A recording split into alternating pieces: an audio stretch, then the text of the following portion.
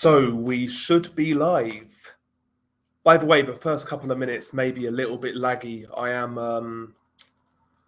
I'm uploading something in the background, so the first couple of minutes or so may be a bit laggy. So I apologize for that if that is the case.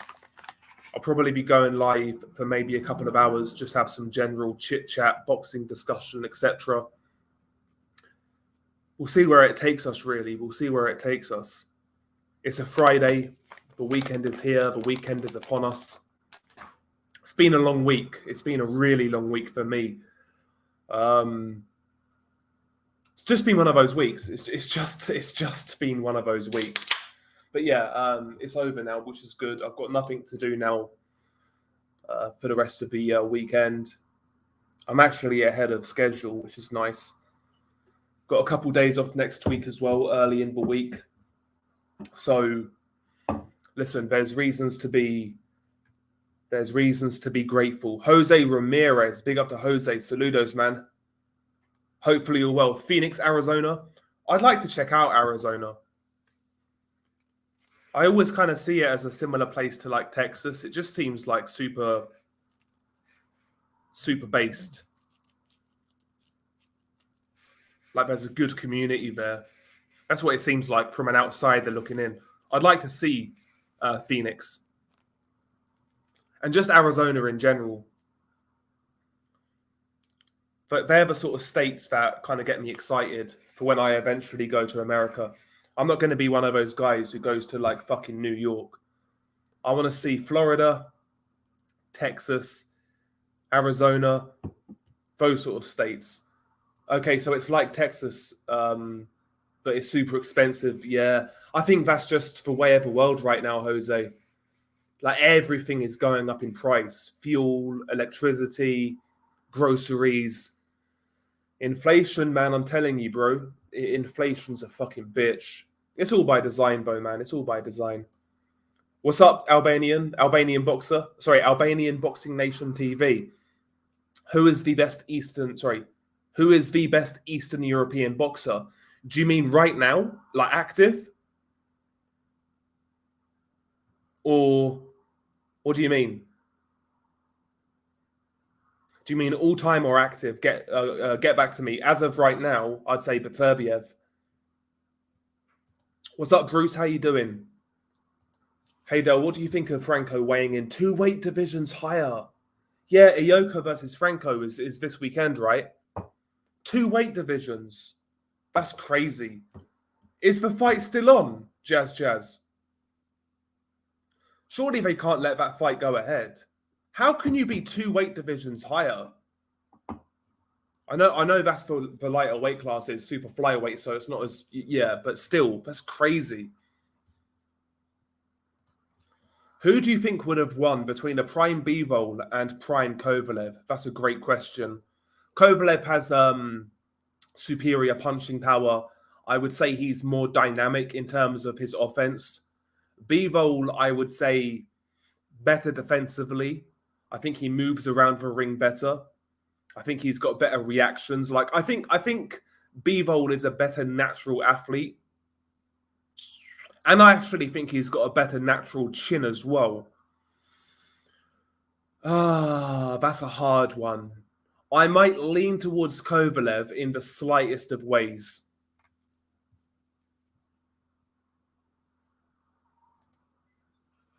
Charlo versus Canelo would be a good fight if Charlo wasn't inactive. Yeah, that's how I see it, bro. I think Canelo's going to have... Not saying it's going to be an easy fight, but I think Canelo's going to have a relatively straightforward time with Jermall Charlo. Jermall Charlo, like you say, has been super inactive. He fought once in 2021, hasn't fought since then, I don't think. Looks bad in his last fight against Montiel. I'm not convinced by Jermall Charlo right now. Super inactive, not fought the greatest competition. I mean, let's be real, yeah. Since 2016, he's given us 2 good fights of value. Bear in mind, 2016 was 7 years ago. He's given us the Julian Williams fight, which was December of 2016, and he gave us the Derevyanchenko fight, which I think was in 2020. They are the only two fights of consequence he's had in 7 years. Plus, he's been super inactive. He's certainly not improving as a fighter. Canelo wins that fight comfortably. Comfortably.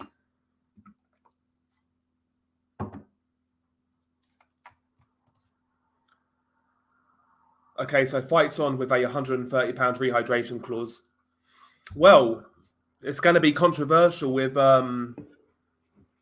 if Franco wins. I would have pulled that if I was Ioka's promoter.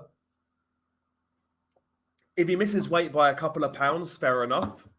But, bro, I'd have pulled it. Hashim Rahman would have knocked out Fury and even David Hay. Nah, I disagree. What are your thoughts, Governor Riffraff? Jesse Ventura, big up. What's your thoughts on Giant Wild Cat scrapping? Because I think the shit on Nat Geo is better than anything in the heavyweight division. You're not wrong, bro. You're not wrong.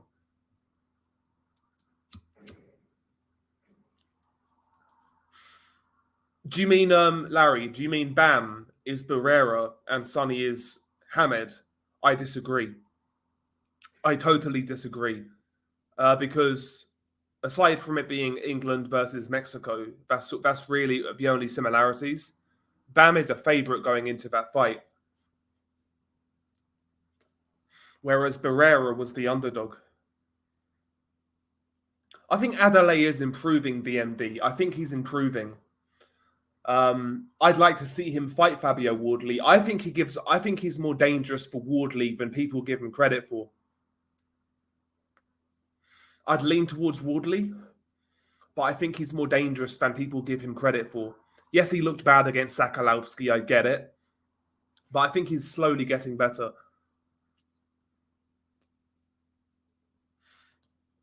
I'm not bothered about Conor Benn. If Conor Benn fights, I'd rather see him fight a welterweight. I agree. I think, yeah, Jason Quigley's made to order. By the way, I've heard rumors that this fucking Canelo fight, apparently it's a free fight deal, but I've not seen any like official confirmations of that.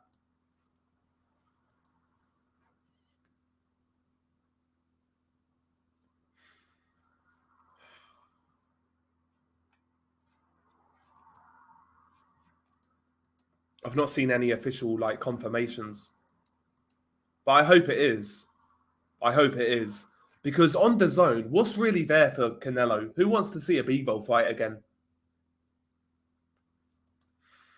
Is this fight official? Subriel Matias versus Sergey Lipinets.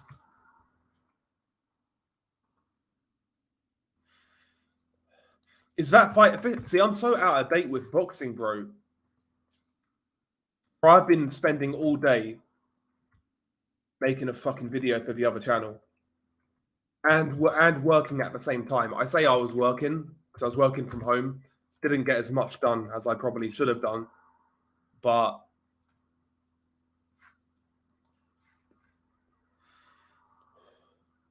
what's up, G-Man? How you doing, bro? I'm good, JD. I'm good.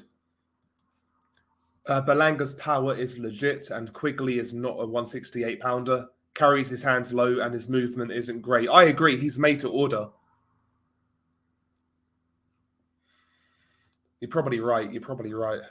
Okay, so it's official. I think Lipinets is. Listen, he's a tough man, Sergey Lipinets, but he's been through the gauntlet. He's had some hard fights. He'll give as good as he gets, but he'll get stopped in that fight against Matias, I think. And the worrying thing about that fight,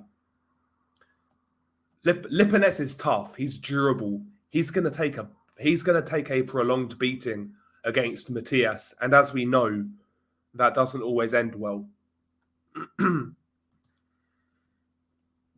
Salute, bro. The only thing that matters to me is Benavidez getting his opportunity. I'd love to see it.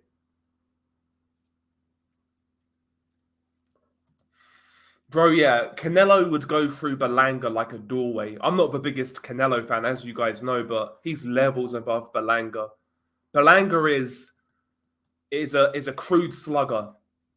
Every single shot is telegraphed. Um, he's average to me, very average. All he really gets by on is size, strength, and he does hit hard. He's got a bit of power, but there's no real skill there. Thoughts on Simon Jordan? I think he makes sense when he's talking about football. As for boxing, I think his lack of knowledge sometimes shows through. But one thing I like about Simon Jordan to a certain degree, I feel like his opinions are his own.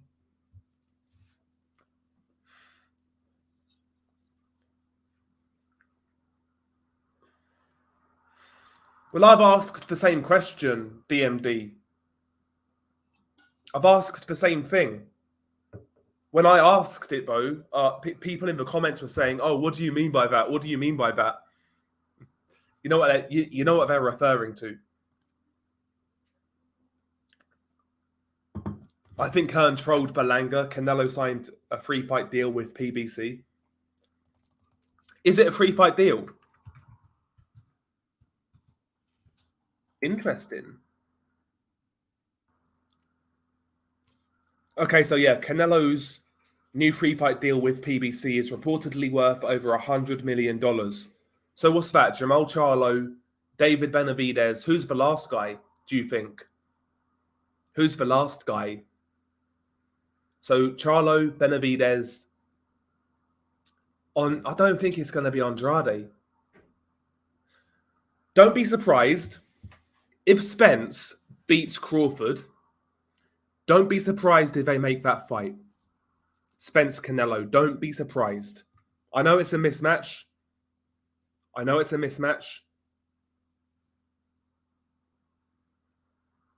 I'll take a look at it at some point. Yeah, ESPN are reporting it's a free fight deal. And I'm not saying this just to spite Eddie Hearn, genuinely. But I do think it's better that he goes to PBC. I'd rather see him fight a Benavidez.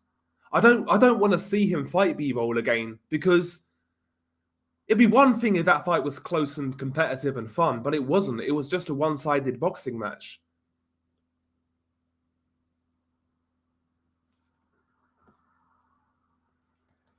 Yeah, I know, right? How other Hearn fanboys today, yeah. These guys riding for Canelo for so long. And listen, man, Benavidez is going to get that fight, whether they like it or not. But yeah, it's a free fight deal.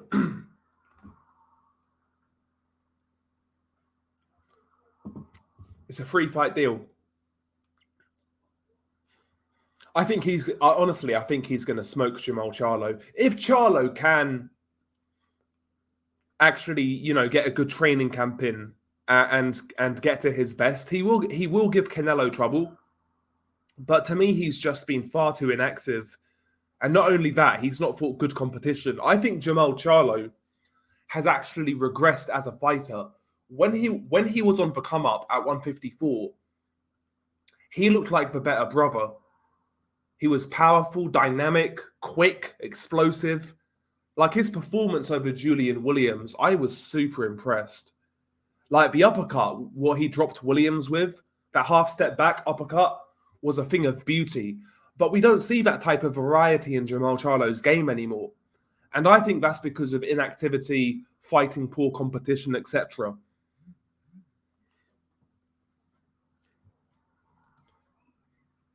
Do you think Benavidez should risk everything against Morel, or would you take a safety fight? Listen. I want to see him fight Morel. I want to see him fight Morel, and whoever wins fights Canelo. I don't really care either way. I like Benavidez a lot, but I like Morel. I think both guys are entertaining fighters.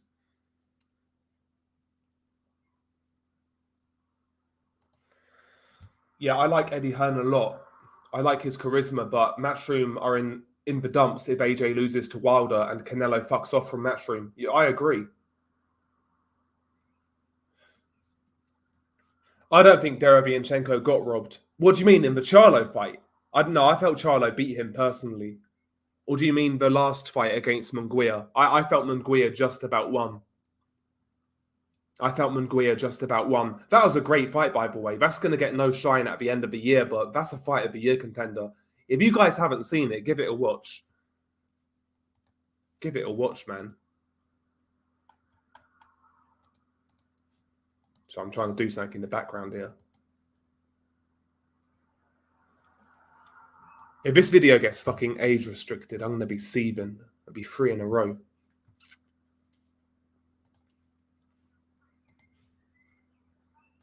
Okay.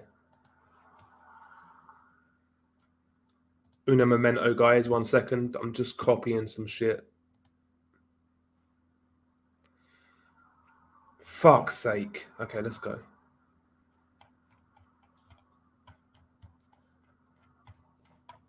One second, guys. I'm literally doing something in the background. Bear with.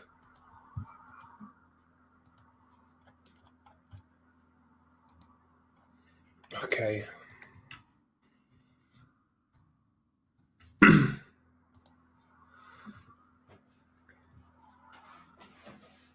Yeah, I heard that, JD. Yeah, it's a awful. I'm not even interested in Tyson Fury right now. I can't lie. Do you think, Ralph? I worry about the inactivity, bro. I really do worry.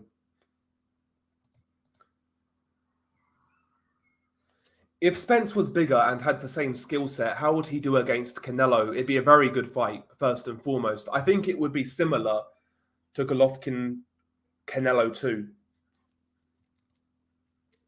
Great question, Sebastian. Who is the number 3 light heavyweight for you right now? So number 1 for me is Beterbiev. Number 2 is Dmitry Bivol. Who is number 3? Who is the 3rd best light heavyweight in the world? So you've got Alexander Vodzik, who's come back. You've got a former world champion as well in Joe Smith Jr.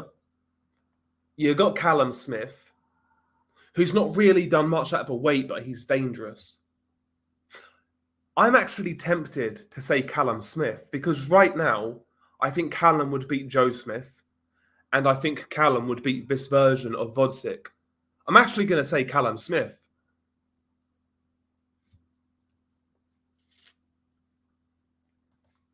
Yeah, bro, that's a video I did today. So I literally, it came out last night, and I've spent today making a video on it while working at the same time, which was a fucking nightmare. But honestly, bro, don't watch it. It's fucked. It's fucked.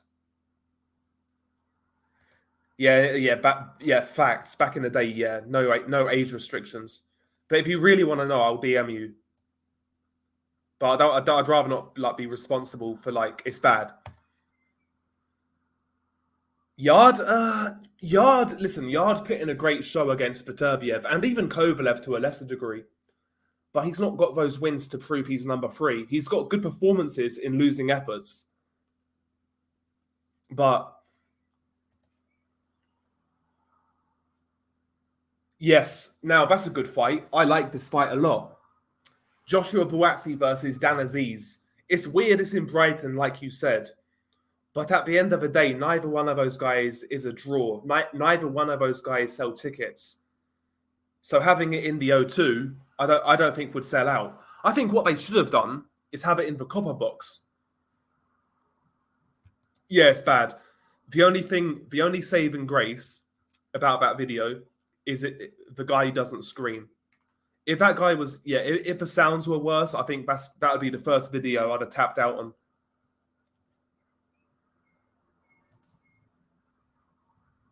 Yeah, I heard this. Apparently, he missed weight by 2 weight classes. I was saying, if I was Ioka's manager or promoter, I'd pull the fight. I'd pull the fight.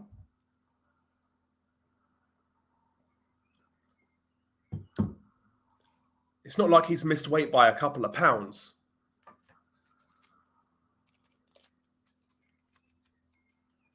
That's embarrassing. I don't understand how you can manage that.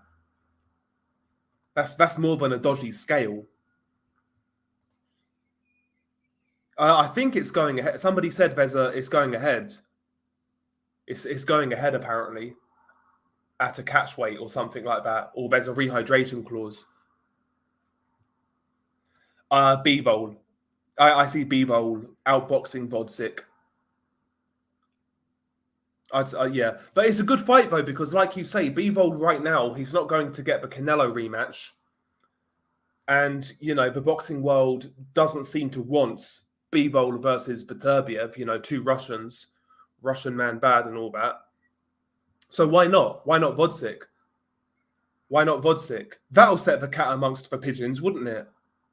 Vodzik versus Bivol, Russia versus Ukraine. Can you imagine? Can you imagine? All these boxing Twitter dweebs like having their little Ukraine flags in their bios.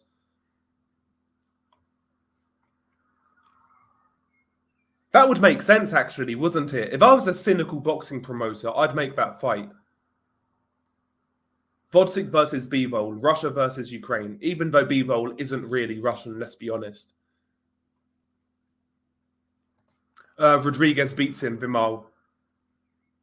I think Edwards will mess him around, will be awkward, will be tricky, but he doesn't have a firepower to keep Bam honest. He doesn't have the punch output to keep Bam honest. He'll be awkward early on, but he'll get walked down and maybe stopped. The best he can hope for is to spoil his way to a decision loss. And then he'll claim that as like a victory. And then, I'll call it right now, the British boxing media will say, oh, what a brave effort by Sonny Edwards. Even though he'd be running the whole time and holding and mauling and spoiling, just like Paul Butler. That was one of the most embarrassing things I've seen in British boxing. It fucking still winds me up. The fact I saw people on my timeline praise that guy's effort against Inoue. In a unification fight, this man barely threw a fucking punch. He just ran all night and lasted, 11 rounds? And apparently that's a great performance. Insane. Yeah, but Tyson Fury doesn't want it, bro. He doesn't want anybody of any consequence. Unless it's like maybe a Joshua. Listen, man, I'm just sick to death of Tyson Fury. I'm sick to death of him. I'll be glad when he retires. Sick of him. Which pay-per-view level fighters do Matchroom have left? In the UK, listen, Joshua in the right fight is still a big draw. Conor Benn on his comeback. Listen, I know his stock is down low, but there's going to be a lot of interest in his comeback.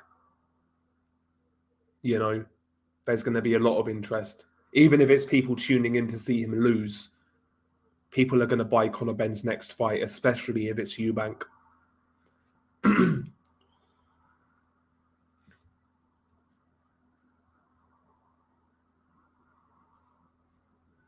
I wouldn't say he dominated Wallin, but he won the fight clearly. But I thought it was like I don't know, maybe an 8-4 fight to Tyson Fury. Like Wallin won rounds, and it wasn't just because of that cut. He was having success before the cut. He was actually having good success to the body of Tyson Fury in that fight. Canelo versus Boo Boo is the fight of the century. No, I see the same thing, Ralph.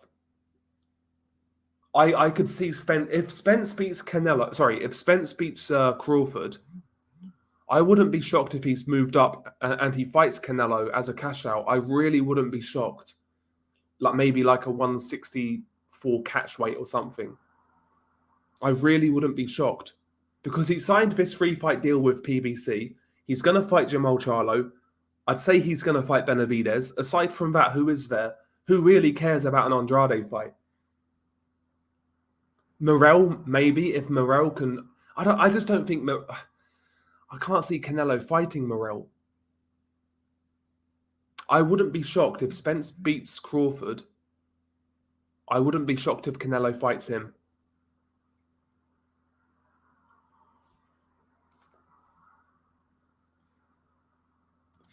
That's a good question. Does that make you worry about the judging in the Crawford fight, given Canelo will likely fight him if he wins? I mean, I think we all know though, like, I'm just speculating in regards to Canelo Spence, but Crawford is the A side. Sorry, Spence is the A side, sorry, regardless of a Canelo fight. If it was a close fight, let's say, even without like me speculating about Canelo, if it was a close fight, but most people felt Crawford won 7-5, I think Spence would get the decision.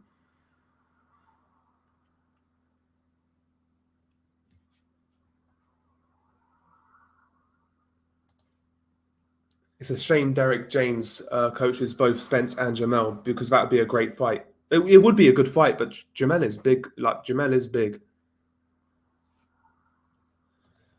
He's waiting. Listen, man, he tried to get a Fury fight. And Fury fucked him around. Yo, big up to Jeff, by the way, for Sit Down, a crime history podcast. He's got a channel and a great podcast on Spotify, by the way. So check out the podcast on Spotify, but also check out his channel. If you're into like mafia, the goings on in the mafia world, check out this man's channel, and also check out his podcast. He does great content. At some point in time as well, we're going to link up, and yeah, talk some crime, I guess. But he's got a great channel. Good guy as well. Good guy as well. But big up to yourself, Jeff, man. Big up to yourself. But yeah, as for Usyk, I think it's just because he was after the Tyson Fury fight, and it never worked out. He put too much stock in getting that fight. He put too much stock in getting that fight.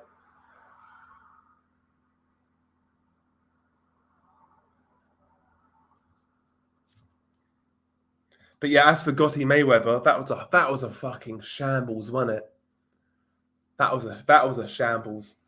I didn't even watch it, bro. I just saw that like the brawl at the end. So I'm not sure how he was doing. I'm not sure whether he was doing well or not. Bellew wants to come back at 40. My guy can't stay away. Yeah, facts. You'll never hear from me again, Cougs, is what Tony Bellew once said. And all we've heard since, that's all we've heard since is Tony Bellew. Unbelievable. Unbelievable. I think Dubois may pull out, Sebastian. I think Dubois may pull out. I'm not convinced they want that fight just yet.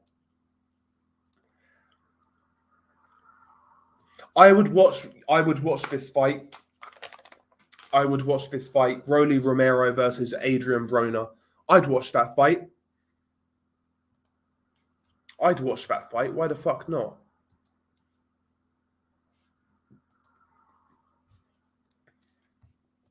I'm not a big fan of Bellew. He was a good fighter, don't get me wrong, but he's too much of a company man.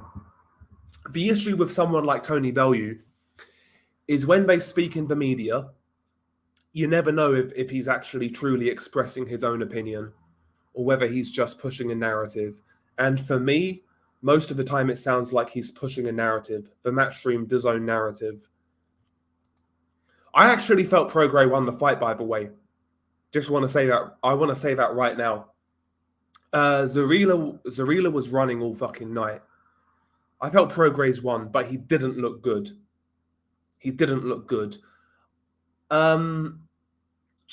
It's weird because in his last fight against Zepeda, who's a really good fighter, he looked great.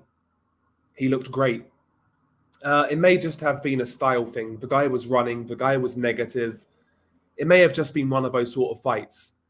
So I'm not gonna cast Prograis aside just yet. I've seen a lot of his fights. I rate him extremely highly. As of right now, I'm going to put it down to a negative opponent who wasn't there to fight. Aside from like the first round, that guy wasn't there to fight. I'm not going to score. I'm sorry. And by the way, that first knockdown wasn't a knockdown, in my opinion. He caught him with a punch, and then he just barged into him. If he didn't fall into him, he wouldn't have hit the deck. He wouldn't have hit the ground if Zarila didn't then fall into him. That's not a knockdown. It's not a knockdown. I'm not going to give a fight to a guy who's literally running. I'm sorry. Prograis was the only guy who tried to force that fight. You may think I'm wrong, but it is what it is. I wonder now, with Canelo gone and the zone not being the success they thought it would be, will Hearn make some changes and finally change up the team? Well, that's a good point. Yeah, I think they need to freshen up, especially in regards to the punditry side of things. The American side is a bit better. Listen, when it's weird, right? So when DAZN first started, I couldn't stand Chris Mannix or Sergio Mora, and I don't particularly like them now. But they are better than the UK team. They are better. The UK team makes them sound pretty decent. You think Zarilla beat him? I disagree, man. I disagree, and I don't think it was a knockdown. Look at the knockdown again. Yes, he caught him with a punch. Would he have gone down if Zarilla didn't fall into him? Would he have gone down? I don't think he would have done. At all. Just my opinion.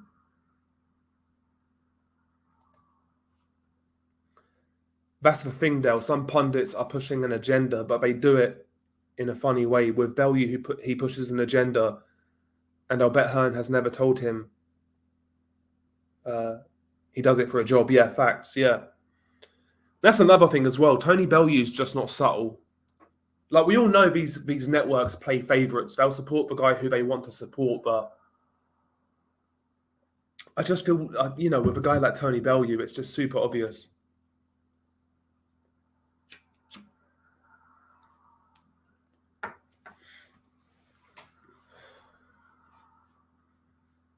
Yeah, that's going to be fun, yeah. He's fighting soon, isn't he?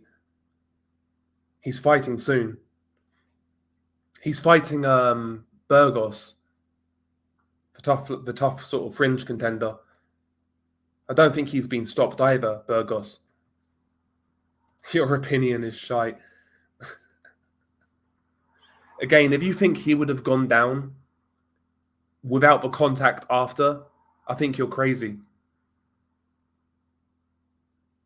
I think you're crazy. Sky Sports commentary team used to be good. I mean, it was good when it was Jim Watt and Ian Darke.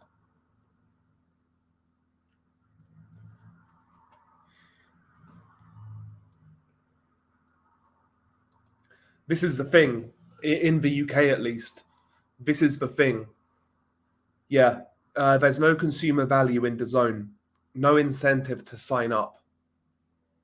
I agree.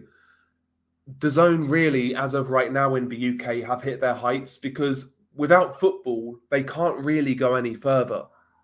They need some sort of football, whether it's even like getting Football League, like the Championship, would be a start. But they need some Premier League games. They need some Champions League games. They need football, bro. They need, in the UK, if you're a sport channel, you need football.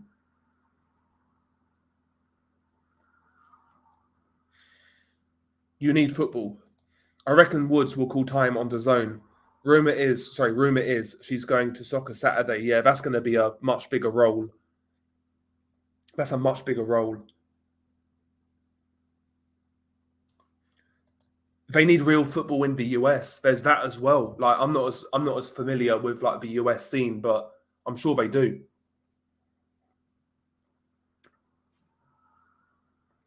He's a nice guy, Ade. He always comes across as a nice guy.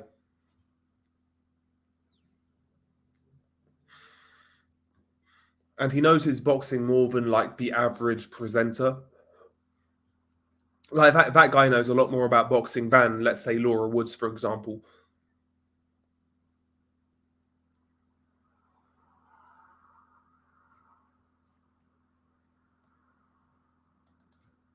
Excellent fight.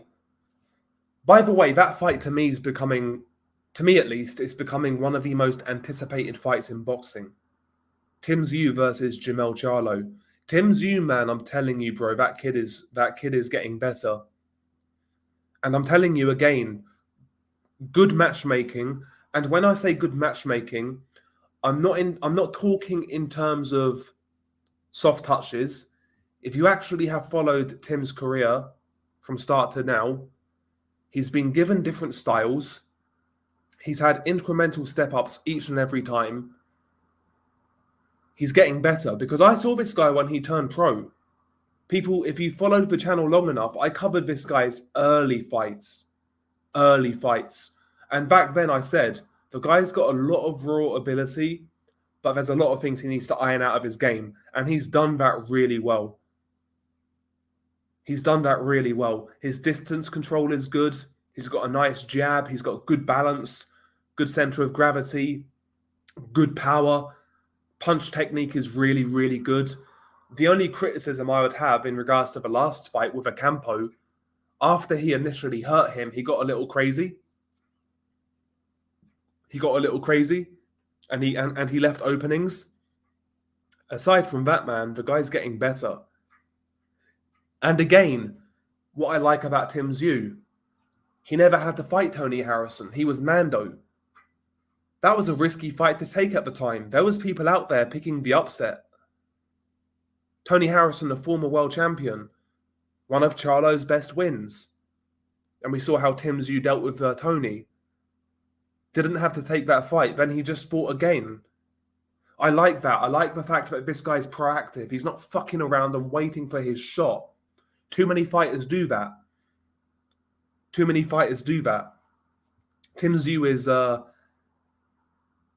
Zhu's ready for his shot.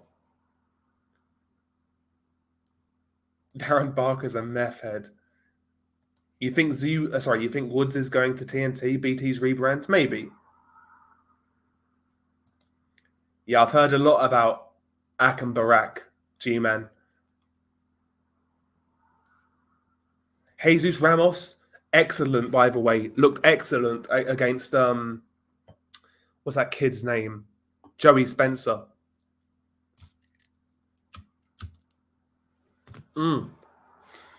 He is good. He is talented. He's big as well. He's strong. Hits hard. He's young. Good fighter. Regardless, I wouldn't be shocked if he becomes a world champion at some point in the next 2 to 3 years if he stays at 54. I wouldn't be shocked.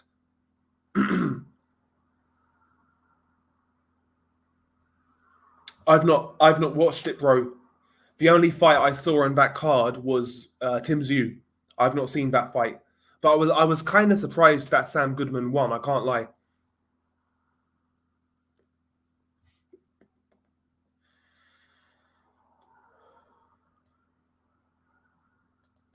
Yeah, he beat Mendoza too, and Mendoza's underrated, yeah. He's good. Jesus Ramos is good. He put a beating on fucking Joey Spencer, man. He put a beating on him.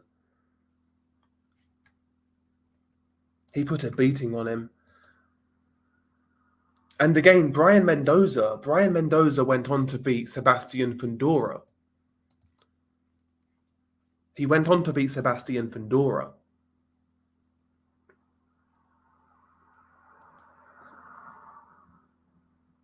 And he is a southpaw as well. Ramos. He's a good fighter.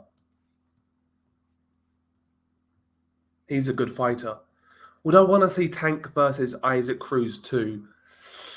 I mean, I felt it was a close fight. I felt it was a very close fight. I wouldn't be upset if it happened. I wouldn't be upset. Is it the fight I'm calling for? No. Would I be upset? No. It's one of those ones.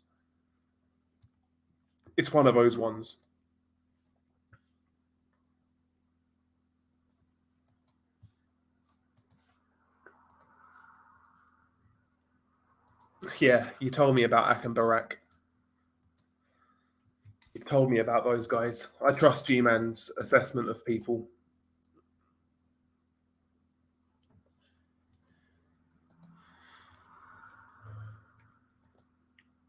I trust G-Man's assessment of people. He's pretty spot on.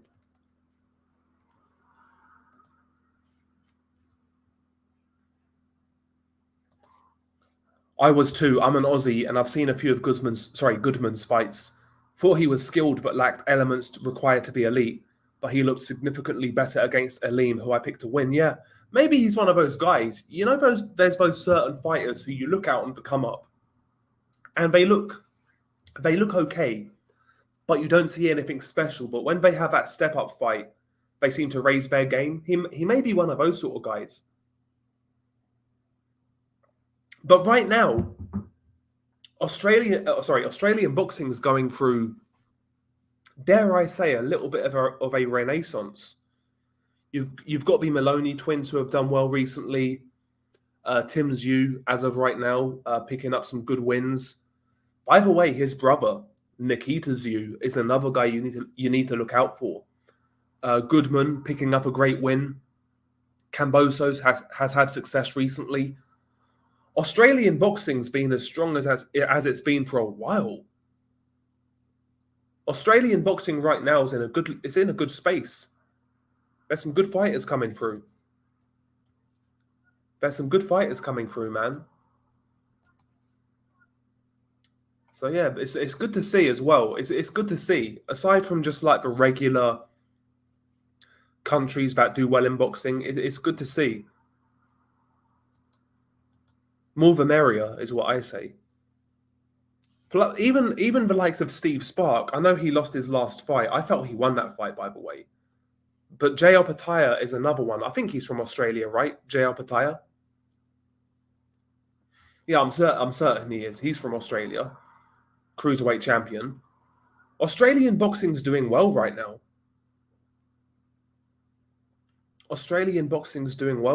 Right now.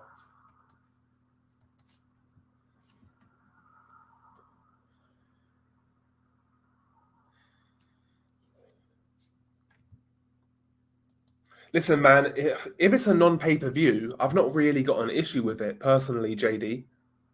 Because he's coming back, AJ. He's on his comeback trail, so I've got no issue. Yeah, Jay Opataya, I'm certain he's Australian. He is Australian, I'm certain of it. I'm 24. I've been watching boxing for about 15 years, and this is the strongest I've known Aussie boxing to be. Yeah, so back in the day, like 10 years ago, you had Anthony Mundine, Daniel Gill, Danny Green, those sort of guys. But the scene right now in Australia is, like I say, it's as good as it's been for quite some time.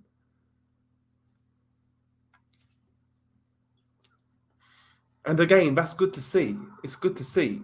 Even like, what's the guy's name who recently fought Navarrete? Liam Wilson.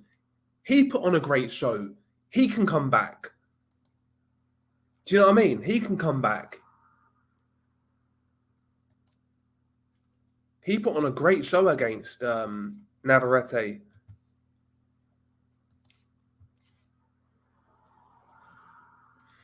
It's good to see, man. It's good to see. Yeah, it doesn't matter that Canelo's left. Eddie's still got Katie Taylor. I saw this. Yeah, I was kind of sad to see it as well. Sakalovsky's retired, yeah. Big up to Kamil Sakalovsky. Proper journeyman. Like, not, and I don't mean that as in a disrespectful way, but people throw the word journeyman around way too liberally. A good journeyman is a tough guy, a guy who doesn't get stopped and comes to win. And if you're not at a certain level, he will expose you. And Sakalovsky is that sort of guy. A guy who gets knocked out by every prospect he faces is not a journeyman. That's a club fighter. Sakalovsky was a proper journeyman. Very rarely got stopped. That's a good point. But Caballel isn't one of those opponents AJ is going to look good against, is he? I don't know, man. I don't think Caballel is anything special. He's a solid European level guy. That's what Caballel is. He's a little bit negative, but I saw Kevin Johnson hurt this guy. So, listen, man, I know AJ didn't look great against Jermaine Franklin. but I think he'll take care of Ajit Caballero. Honestly, I've got no real big issue with Caballero AJ. They just have to do it again, as in like how they did the Jermaine Franklin fight. Don't pull it pay-per-view. Let AJ just have his continue a comeback, get a couple of wins, and go from there. That's what I'd say. AJ will look to outpoint Wilder in December, and he'll get caught. I think he'll do a lot better though than he did against Franklin. AJ Wilder is a fight I still desperately want to see. Desperately want to see that fight. It has to happen. Has to happen. I think he will. I think he will, JD. Jermaine Franklin has that old school tough man US sparring partner type mentality. He knows how to take care of himself. He's been in the gyms out there. He's crafty. He's awkward. He's compact. I think he's just got one of those styles, Franklin. Caballero, I've seen Caballero hurt. Caballero can box. He can spoil. He can be awkward. But I think that guy is going to get caught and eventually get knocked out against AJ. Okay, so whoa! Breaking news! Breaking news! Let me just double check this. Dillian Whyte. Okay, according to Michael Benson, content stealing extraordinaire, Michael Benson. Dillian Whyte has now declared that he's willing to accept the offer he's been made for Anthony Joshua fight on August the 12th, but said he does not believe AJ and Hearn are serious about making the fight, as Hearn is not communicating with him about the deal. There you go.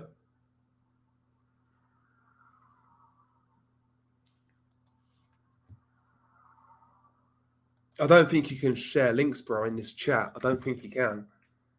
Oh, I believe you. I believe you. I believe you. I believe you.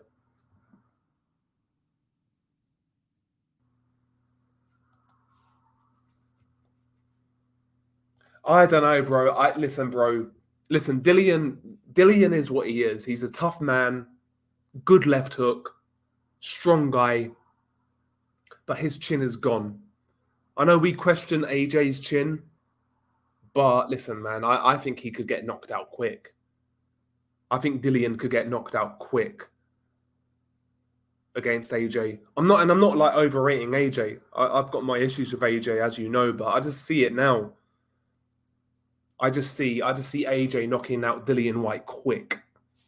I'm talking like within 3 rounds. I'd like to see this fight, actually. Yeah, Jerome Miller versus Jermaine Franklin. I'd like to see it. Apology, man. Nice to see you, bro. Hopefully you've been keeping well. Dillian Whyte's a weird one for me personally. I dislike his fans. but I like him as a person. He always comes across like I don't know, just like a regular guy you'd meet in a pub. He always comes across well to me, like a funny guy, doesn't take himself too seriously. But his fans are annoying. He's got a certain section of fans. When his fans were like claiming Wilder was ducking him and Tyson Fury was ducking him, I was like, bro, come on, man. Come on. Oh, shit. Andrew, you absolute fucking legend. Hope you're well, mate. Big up to the chat. Happy Friday, all. Well, thank you very much. That's fucking kind of you. £25 in this day and age. Bro, that's crazy, man. So, no, thank you very much, mate. Thank you very much. I've kind of fucked up. I was trying to upload this week, 5 days a week. Sorry, once a video basically for every day. And I fucked up on it. I've been a little bit more active, but I've kind of fucked up on it. But I'm super grateful. Thank you for supporting, Andrew. Big up to yourself. Big up to yourself. Absolute fucking legend. Absolute fucking legend. Top G. Top A. Big up to Andrew. Big up to Andrew every time. Yeah, Sporting is he's a Dillian Whyte fan. One thing I'll say about Sporting, though, he doesn't deny it. That's why I'd give Sporting Icons a pass. He admits he's biased for British fighters.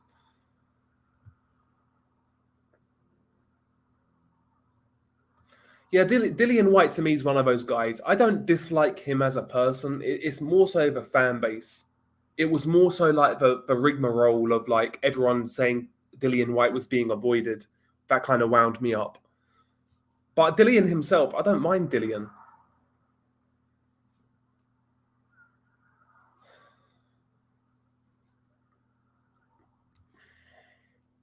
No, I don't think he does, Henry. Balanga's not great, but Jason Quigley's there to lay down. He'll take a payday and fuck off.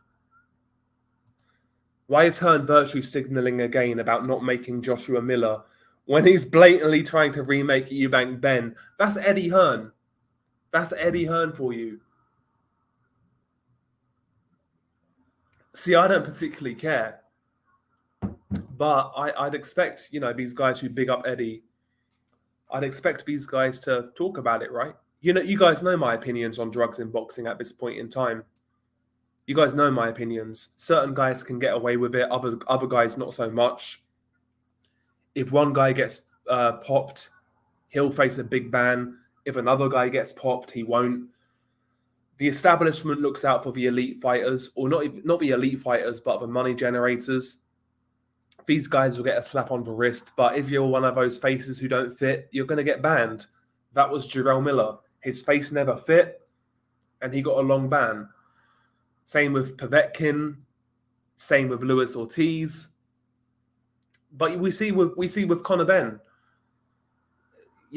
this guy's going to fight again. He's not served any punishment, really. Let's be honest. He's not. He's not served any punishment. Did Roy Jones serve any punishment? No. James Toney? No. Canelo? No. You only get punished. You only get punished severely if you're a B-side fighter who's dangerous. That's the reality. So as far as I'm concerned, let all of these guys juice. Let it be an even playing field. Let it be an even playing field, because right now it's not.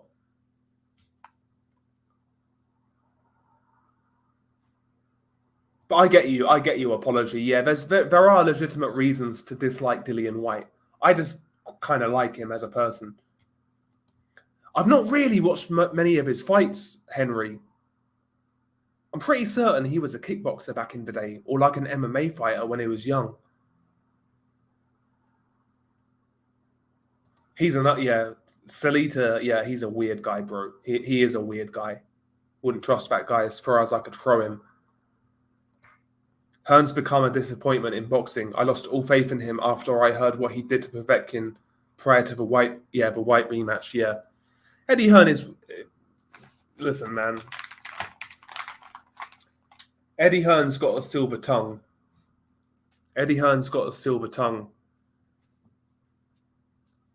He probably is the best promoter. Like, if we're talking about like the technical aspects of promoting a fight, he is the best promoter in boxing. But you have to take that with like a grain of salt, because this guy, bro, this guy's got no scruples at all.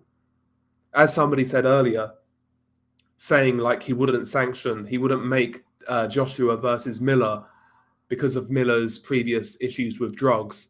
But he's perfectly willing to make Conor Benn versus Chris Eubank Jr., even though Conor Benn hasn't been cleared yet. But he's willing to make that fight. That's Eddie Hearn for you. Again, drugs in boxing's a sham, an absolute sham. As I said, certain guys, if they do somehow get caught, they'll get a slap on the wrist. If you're a B-side fighter who's dangerous, they will try to ruin your career. We saw that with Povetkin. We saw that with Luis Ortiz.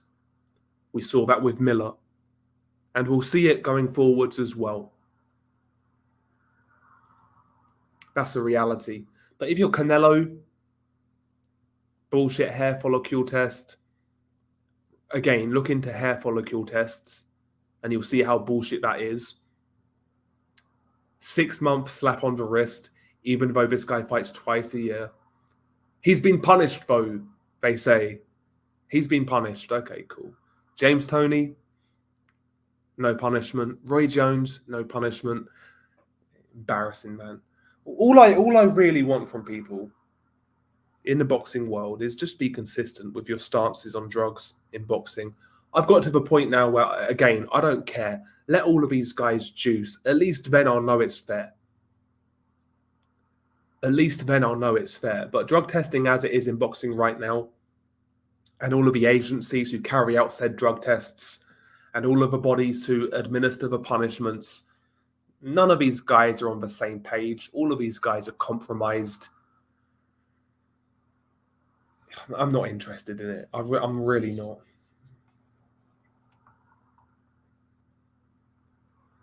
Yeah, Canelo took 50 million from the zone to fight Jimmy Ryder and then said, right, see you guys later. I'm linking up with Al Heyman now. That's the second time, by the way. That's the second time Canelo has fucking finessed the zone. The second time. Or is it the third time? No, it's the third time, because once he initially signed like a 6-year deal, or like a 7-8 fight deal, and he reneged on that. He got paid silly money for a couple of fights, then he fucked off. He fought Fielding on the zone, then Kovalev. Who was after Kovalev? Jacobs. But he fought a few fights on the zone, then he fucked off, got paid a massive amount against Caleb Plant. Then he went back to the zone again for a little bit, and now he's fucked off again. He's finessed the zone so many times now. Eddie has no shame. My man was rocking Dolce & Gabbana Canelo pajamas at weigh-ins to try and impress this guy and try and keep this guy on side.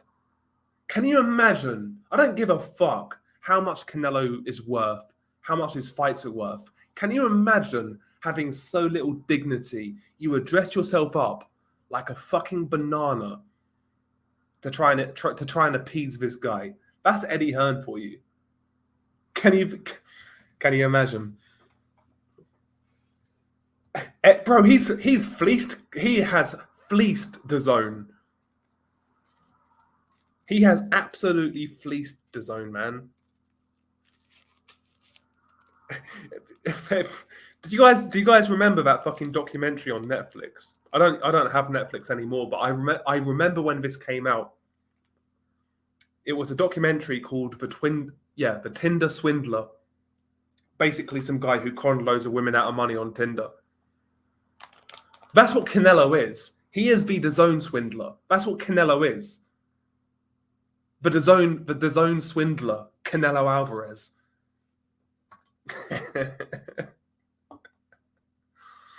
Fucking hell. But in all seriousness, I'm not saying it to spite Eddie. I'm glad he's left the zone, because I don't want to see a B-roll rematch. First fight was too one-sided. Don't want to see it again. I know who the better light heavyweight is.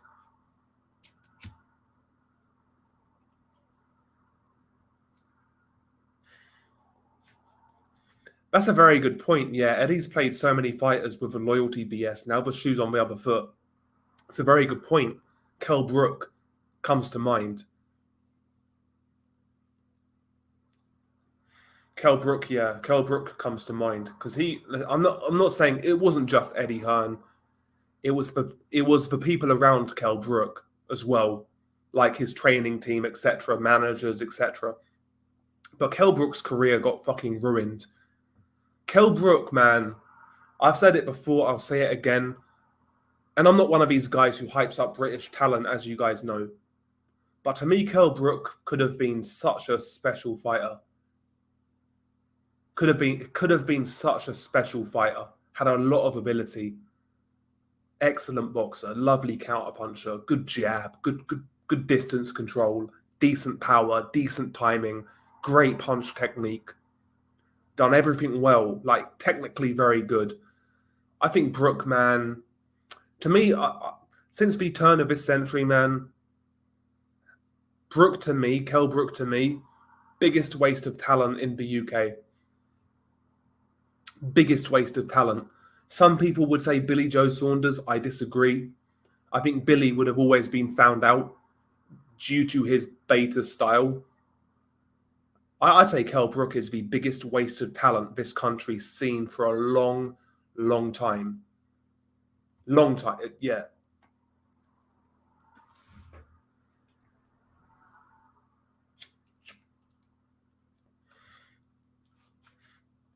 Maybe. I want to see it, though. I want to see it.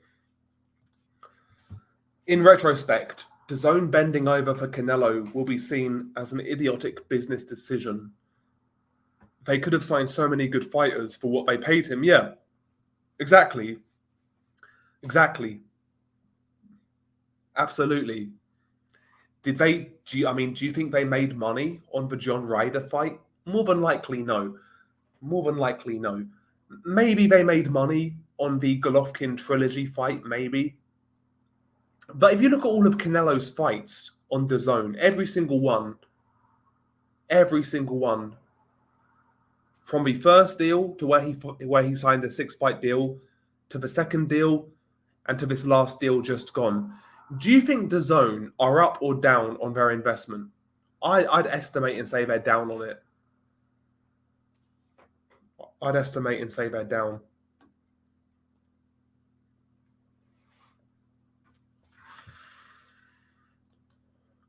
I think Brook could have been very good. We saw how well he did. I'm not saying he was shot when he fought Errol Spence. He wasn't shot.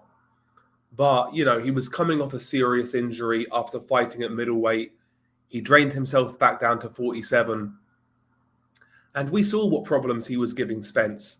And that was a half-cooked Brook. We saw the problems he gave Spence in the first 6 rounds. And that was a half-cooked Brook, who was on the downslide, who was drained. Yeah, I'm telling you, that guy could have been a very good fighter. And I'm not one to hype up UK talent because it gets done far too often. I see it far too much. But I see Kell Brook as a wasted talent. I really do.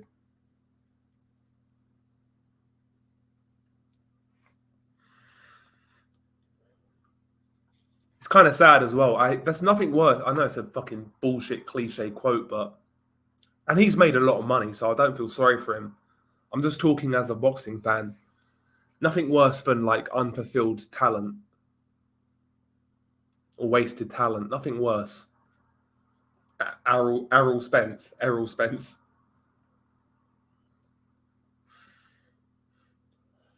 Neither was I, bro. I said the same thing. I wasn't hyped for it either. Oh no, was I? I forget, bro. I forget. No, I think I was kind of excited. Neither guy was aggressive. It looked like a sparring match to me. It looked like a complete sparring match.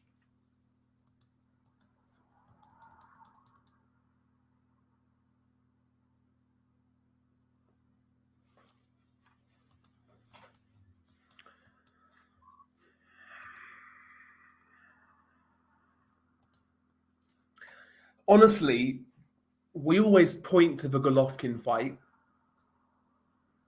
which in my opinion obviously was a bad career move.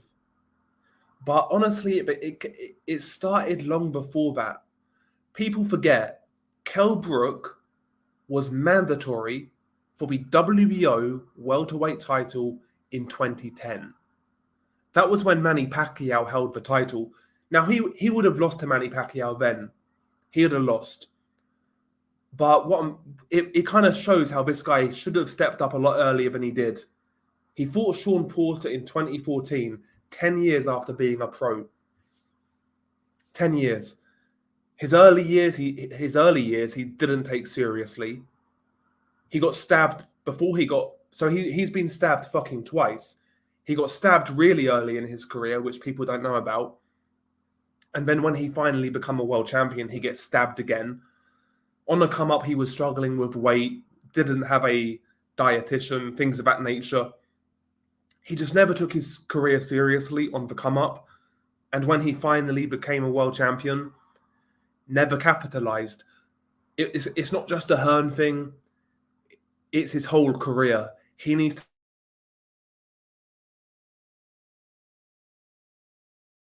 his whole career has just basically been mismanaged by everybody around him and him himself. That's my opinion.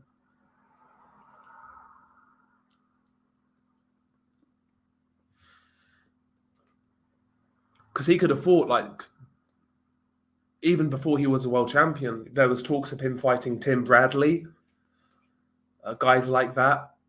There was talks of him fighting Maidana, I think. Devon Alexander.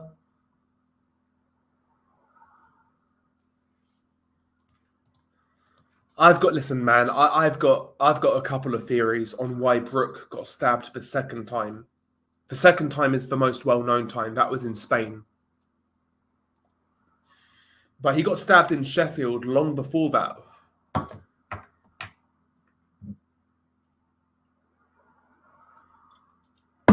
He got stabbed in Sheffield long before that. If you get stabbed once, fair enough. If you get stabbed twice, that's a weird one. Yeah, Adam Kaunaki is fighting on the Balanga undercard. Well, it's not weird, right? Because he is from New York, Kaunaki, and he'll bring the Polish fans out in force. Could he get upset against Joe Cusumano? Maybe. Cusumano's not a great fighter, but Adam Kaunaki's spent. He's shot. So maybe, listen, I don't know, man. I think probably Kaunaki wins, but I can't see him looking good. What's up, Sean? How you doing, bro?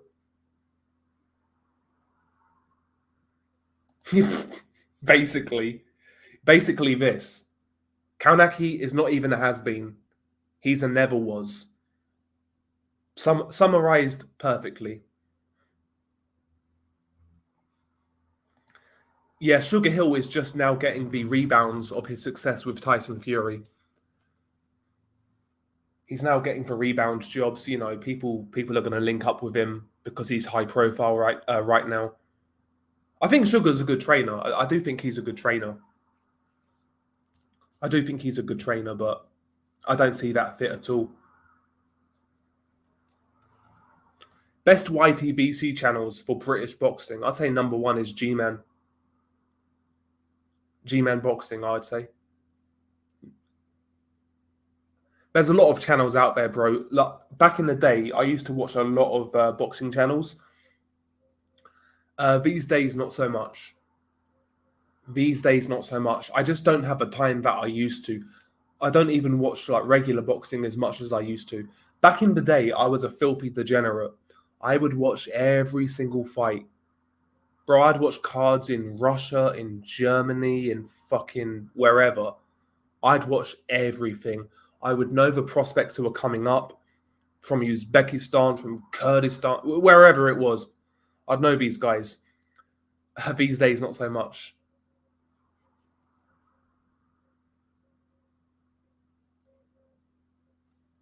Yeah, Tommy Fury's a fucking nonce, honestly. Fuck that guy.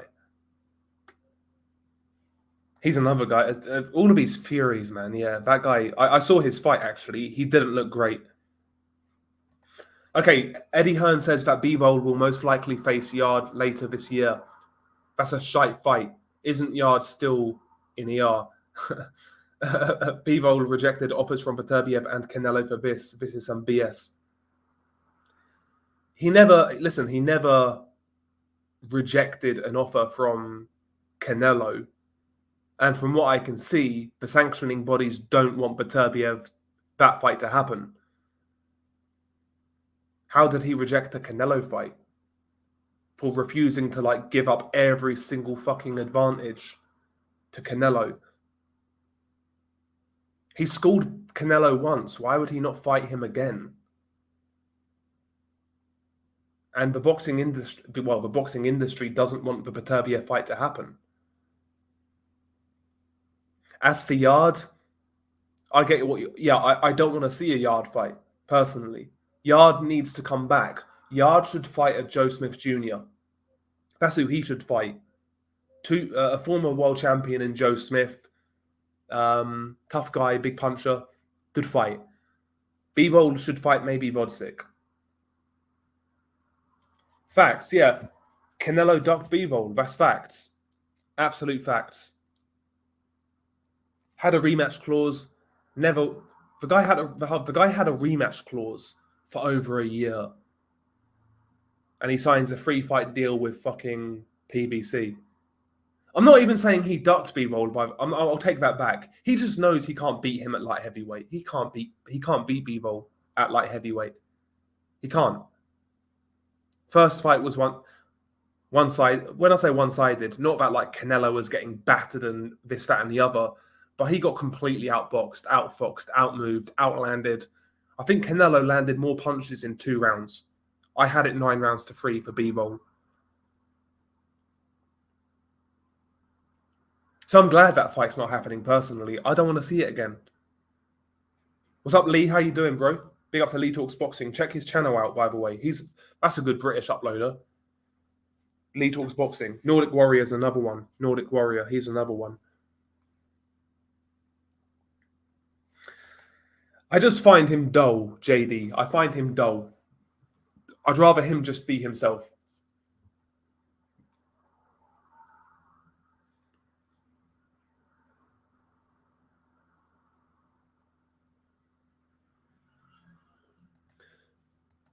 But bro, you've got literally Maurizio Sulaiman coming out and saying they're not going to sanction that fight.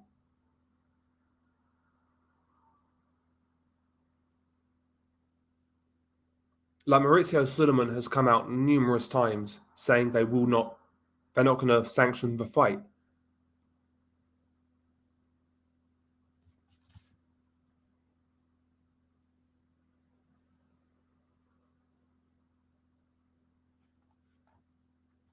And as for Canelo, listen, bro. Canelo lost. Not only did he lose, he got schooled. So he should give up some fucking... If he really wants that rematch, he should give up something. This guy's had it... Canelo's had it his own way his whole fucking career. Draining people, unbelievable A-side privileges.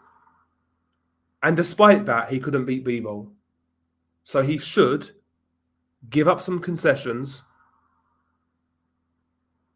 and actually try and actually take a risk for once. A real risk. Big up to Bam. I'm rooting for Bam. I hope Bam wins. I hope Bam knocks him out. I hope Bam ends his career. You know what I'm saying? That's what I hope. I don't think he was robbed. I think that's nonsense, Henry. I think it's absolute nonsense. He had a good first round, and after that he was running. He never got robbed. Absolute nonsense. I like Maurizio Lara. I was concerned with his last performance. I think there may have been some skullduggery there personally. We'll see. We'll see how he looks at 130.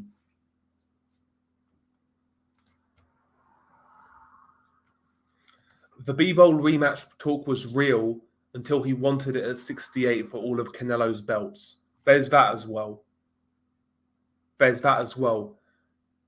Because that's what Bivol was saying ad nauseum in the media.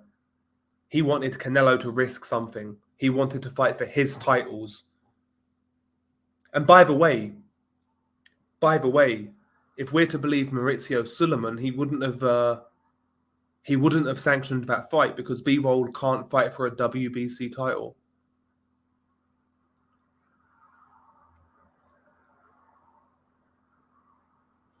That's what I'm hoping for, Yimmy, is Benavidez. That's what I'm hoping for. I'll take a Charlo fight in between. Fair enough. I'll take it.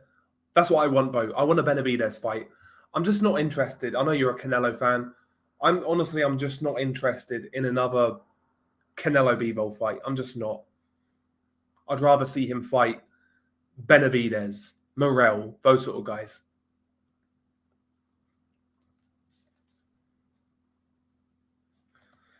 Not a bad man per se, but he's got a little bit of edge to him, right? Bit of roadman to him. That's what I want to see. I'd watch it, Lee. I'd watch it. I'd like to see it. Bro, I need a piss. I need a piss. 1 second, guys.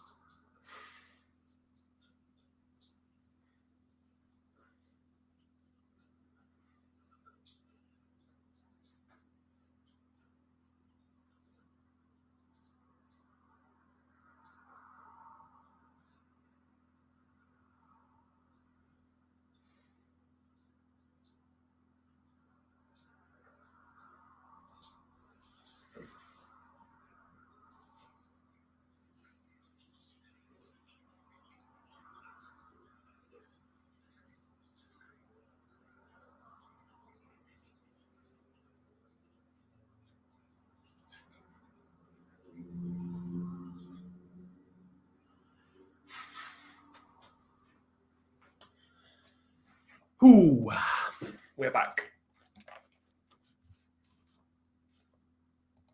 Right, where we at? I like Cordina versus Lara. Yeah, I'm a fan of Cordina. I like his style. Last fight was great. One of the best fights of the year. Well, apparently it may now happen, Yimi. Apparently Dillian White has curtailed and said he'll take the fight on the terms. So we'll see what happens. We will see what happens. I honestly, I think Dillian's getting cleaned out. I think Dillian's chin is completely gone. I know AJ right now is kind of like second guessing himself. But one thing I'll say about AJ, I don't think AJ is physically spent. I think it's all in his mind. Dillian White is physically spent. Dillian White is physically spent. I think Dillian's going to get fucking smoked in that fight if it happens. I really do. I think Dillian's going to get smoked like a bag of weed, to be honest with you.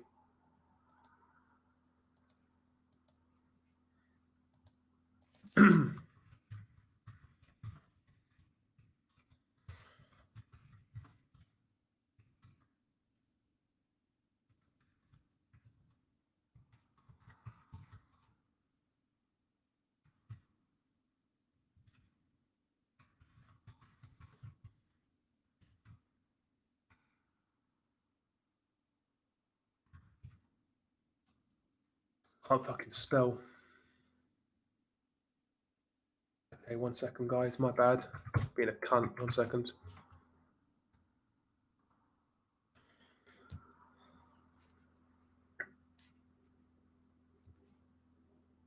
I just don't like Sonny Edwards. I think he's a little vindictive cunt, to be honest. I don't like him.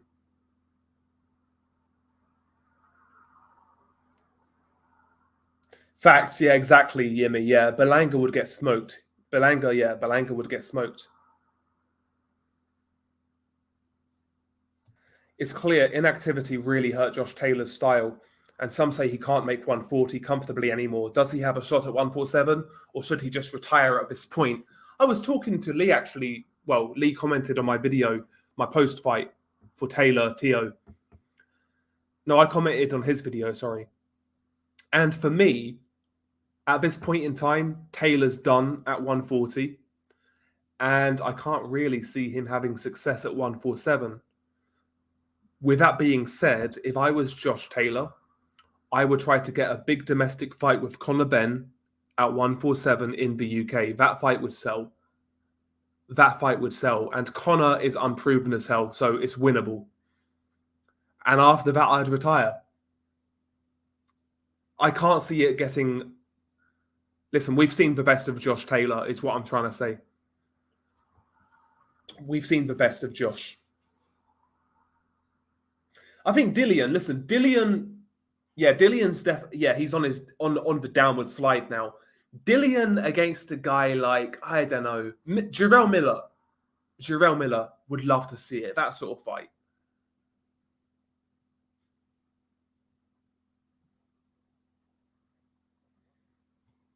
Yeah, facts. Yeah, facts. Sonny's an arrogant little prick, but we're down to 5 world champions in the UK.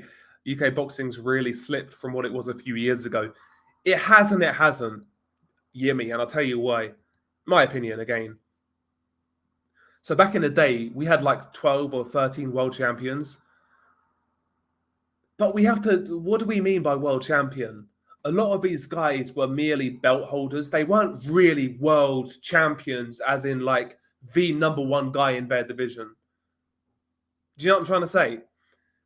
Most of those guys were belt holders. And I'm not trying to undermine what British boxing was stronger back then, no doubt. But I don't know, man. I think it kind of flattered us. I think it kind of flattered us a little bit. Do you know what I mean?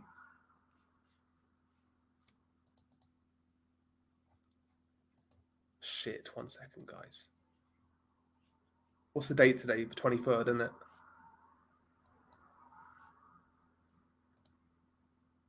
I think I've fucking done it, okay. Okay, cool.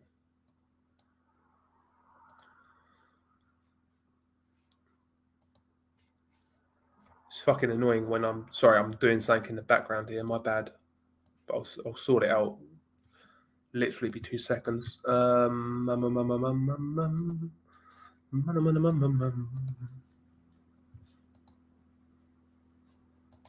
Sick.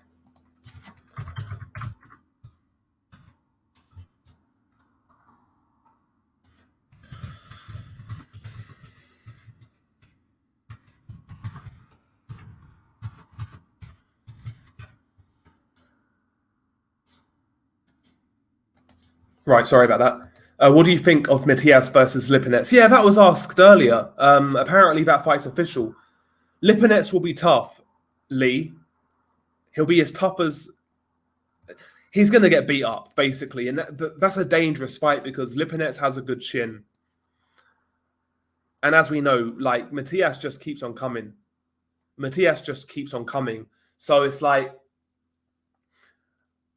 That's a dangerous fight, man. Because he's not going to quit, Lipinets. He's not going to quit. He's going to take a beating. Because he's not going to get blown out by one shot. That's a risky fight, man. That's a risky fight. We're talking about, we always talk about fighter safety, but fucking hell. That's a tetchy one, man. That could be a dangerous fight. That could be a dangerous fight.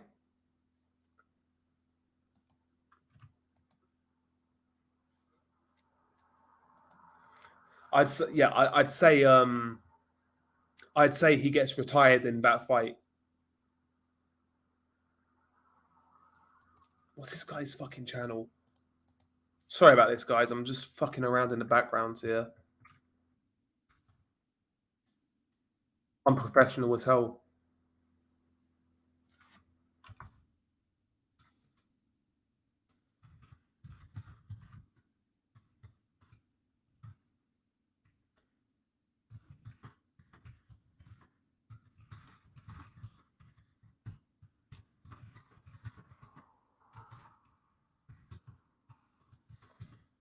Sick. Okay, cool. My bad, guys. Yeah, facts. Yeah, White is like a stripper who's got one last big dance in her. He's looking for the biggest cash out possible. White won't be a big ticket seller or a pay-per-view guy once he gets splattered. The new Chisora, yeah, probably, yeah. Yeah, I watch Hatman. I like Hatman.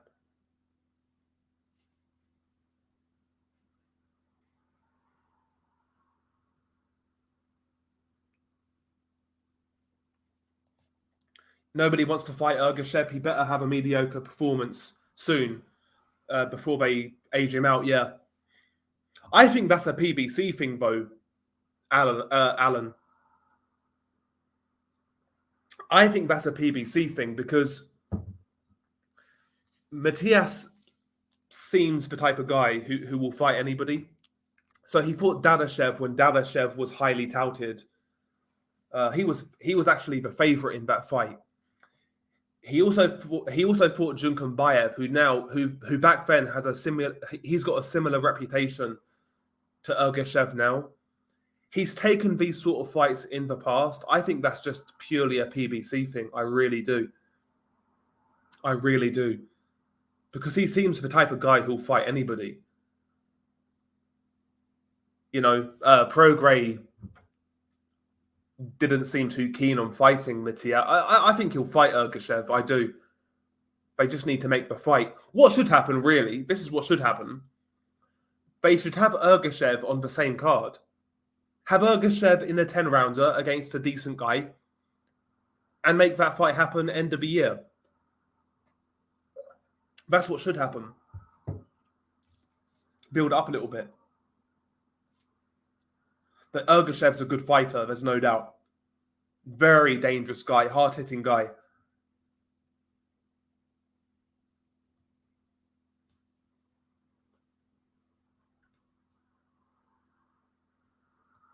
I kind of find Froch funny. I agree, Lee. I'd rather still see Prograis versus Matias. I agree. Because neither guy is gonna. It's not gonna be a. There's not gonna be one guy trying not to fight. Prograis may move, but he'll fight. Whereas Haney and Catterall, yeah, they're gonna spoil.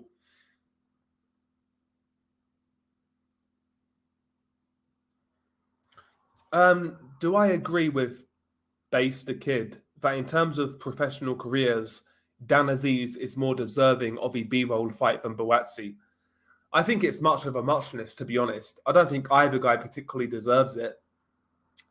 Dan Aziz has had the harder road. You know, he wasn't a well-touted guy coming up. And he's fought well at domestic level. Neither guy really deserves it. That's what that fight's about.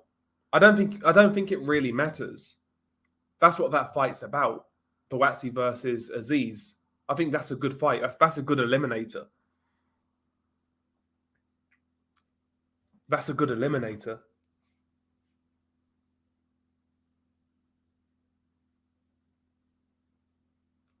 Yeah, the Fury uppercut launched what was left of White's prime into orbit. Facts. I know who he is. I've heard him on some panels. I don't know. I don't know whether he's got a channel, but I've heard him on panels.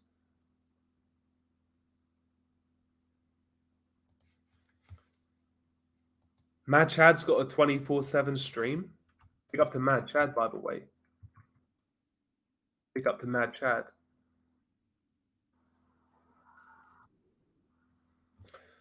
I remember when Mark did that way back when, a couple of years ago.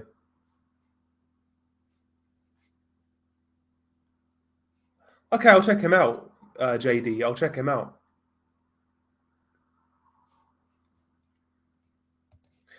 That's a good shout. Yeah, that is a good shout, yeah. But again, they would run into the same problem. Would the WBC sanction that fight? I think they would. Because they just don't like the idea of two Russians fighting for undisputed.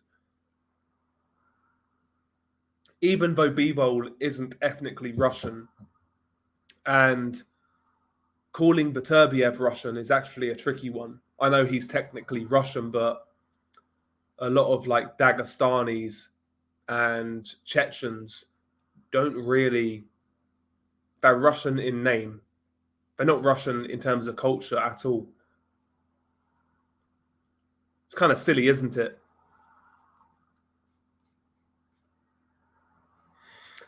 Callum, listen, man. Callum's going to be dangerous when Beterbiev crosses that mid-range distance.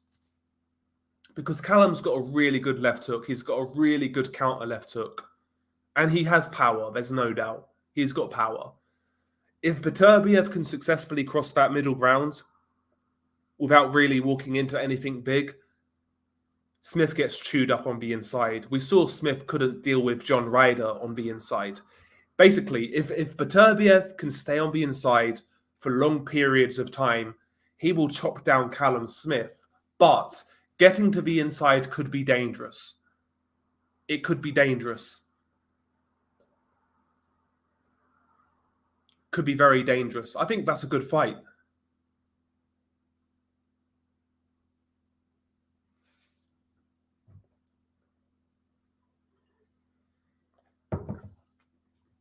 It's a good fight because Callum at 175 is, he's not as drained, obviously, but he's got no motivation to lay down against Beterbiev. So you'll see the best Callum Smith in that fight. Plus Beterbiev's, what, 38? He's not exactly a young man anymore.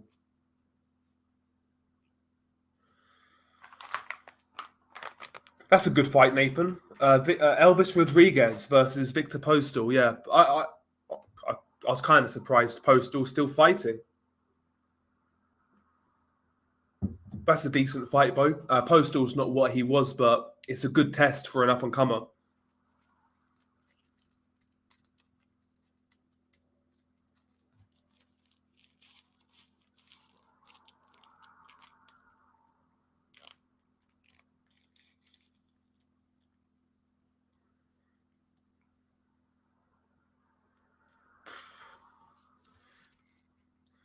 Yeah, I agree. It could happen. I wouldn't be shocked if that happens. Like, Callum's upright. He's not exactly the most mobile. One thing about Beterbiev, he closes the distance very quickly. I always see people say Beterbiev's slow and methodical. His hands aren't the quickest. They're not slow. They're just average, I'd say, for a light heavyweight. But his feet are very quick. Beterbiev moves around the ring very quickly and very well. So he could surprise Callum, who's upright, who's kind of lanky, you know. He could surprise Callum early.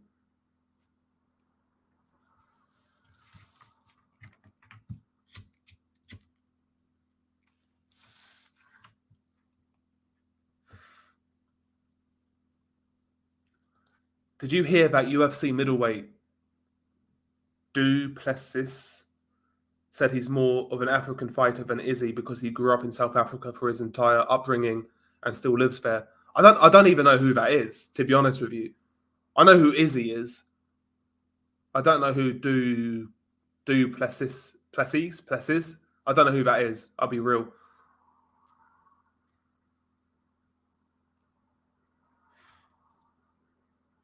He can, yeah, he can, Alan. But like, you know, the only thing I would say is like he's older. He's older now, man. He's older. I'm looking forward to that fight because we know Callum is coming to fight. He's not going to lay down.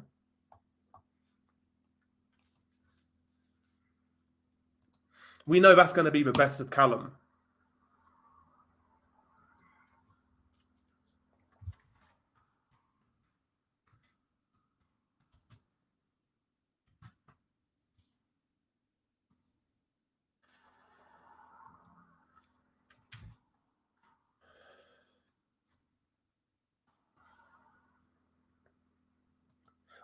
JD, I've still not seen it. I was a bit surprised by the result. I picked Oliveira, but I didn't expect a first round finish.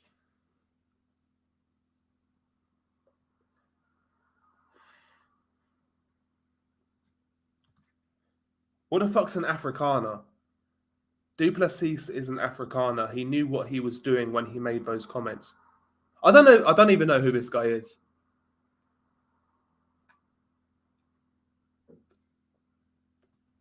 What do you mean? So what, he's saying he's more African than Izzy because he lives in Africa? Is that what you're trying to say? I don't know who this guy is. What's the big deal? I don't get what the big deal is.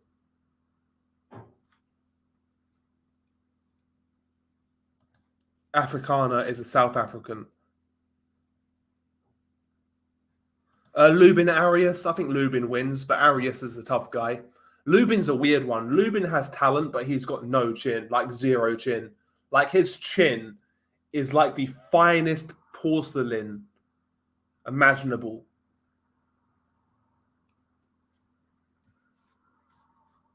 Mm-hmm.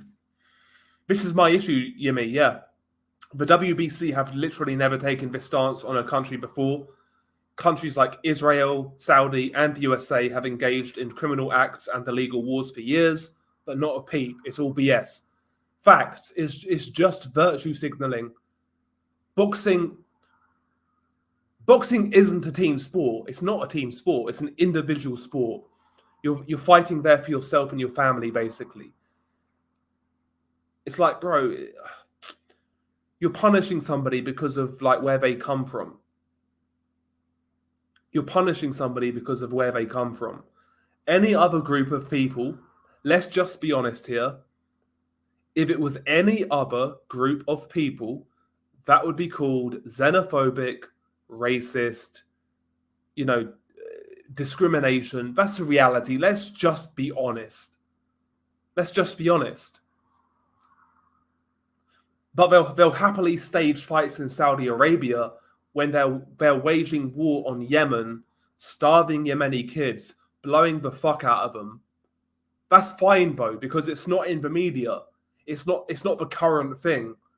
That's the issue with this world, man. There's so much fucking hypocrisy.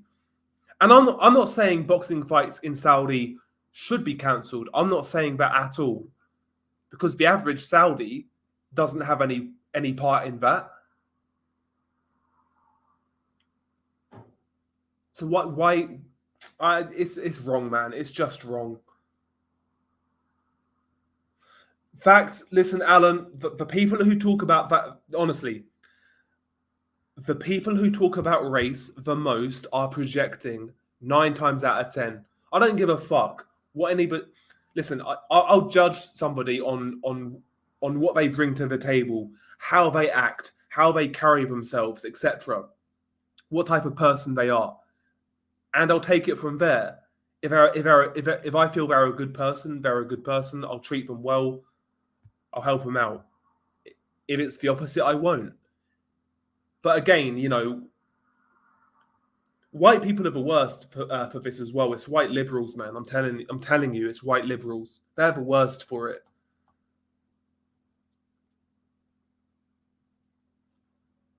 They're the worst for it because they sow the burden of low expectations among people.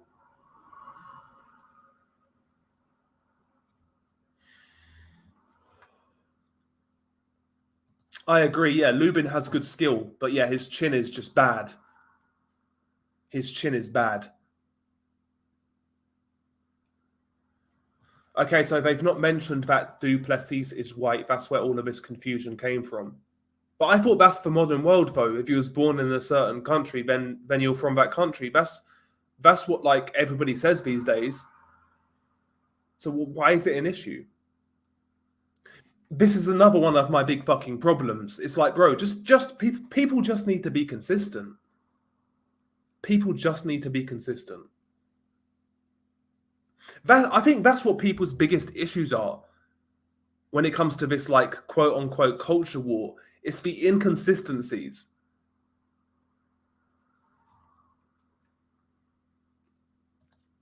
Lubin's chin is worse than J-Rock's, I'd say. I don't get it either, Nathan. I really don't get it either. I really don't get it either. But it's by design, bro. It's all by design. It's divide and conquer, right? Because ultimately, listen, we live in the world we live, right? But ultimately, when you see your neighbor as your enemy or people in your community as your enemy, you're never going to look above. You're never going to look above the people who are trying to take your freedoms away day by day, inch by inch. You'll never look above. Coming up is all of these climate fucking initiatives and these climate restrictions that are going to affect us all if we're not careful. 15-minute cities, things of that nature. But no, we'd rather argue with our neighbor. It's all by design, bro. It's a massive psyop. It's a massive psyop, bro. They are trialing 15-minute cities in the UK, in places like Oxford and Cambridge, liberal cities, by the way, so I'm not surprised, proper cucked out cities. We're always going to have issues. Yeah, there's baggage between people. I get it. But the powers that be are using that so well.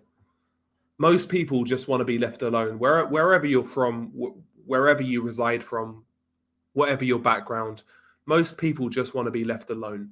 I don't want the government interfering in my life. I want to hear from the government as little as possible. The only time I want to hear from government is when I have to pay my taxes. And even then, I'm paying too fucking much. Even then, I'm paying too fucking much. Facts, Yimmy. Facts. But it feels like now there's a turning point. It does feel like people now are starting to say enough is enough. I see more and more of it on social media. Yeah, I'm taking Adames, Alan. I like Adames. I think he's a good fighter. He's a good contender. Indeed, this is the truth. There's money to be made in stoking racial tensions. It's sad, but it will never go away as long as there's chances. That's absolute facts. That's absolute facts.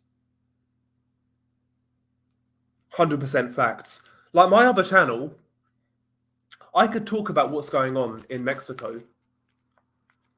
Because primarily I talk about cartels and things like that, things they're doing. I could very easily make the same content, but put a political stance on it. I could very easily do it, and I'd probably be further ahead, but it doesn't solve anything. It really doesn't solve anything because it's not just that simple. It's supply and demand, right? Mexican drug cartels wouldn't exist if Western civilization wasn't so degraded and we weren't going through pure decadence. They wouldn't exist. They wouldn't have a clientele. This culture celebrating drug use and absolute degeneracy, the cartels wouldn't exist. It's a two-sided problem. It's not just a Mexican problem or a Latin American problem. That's just a reality.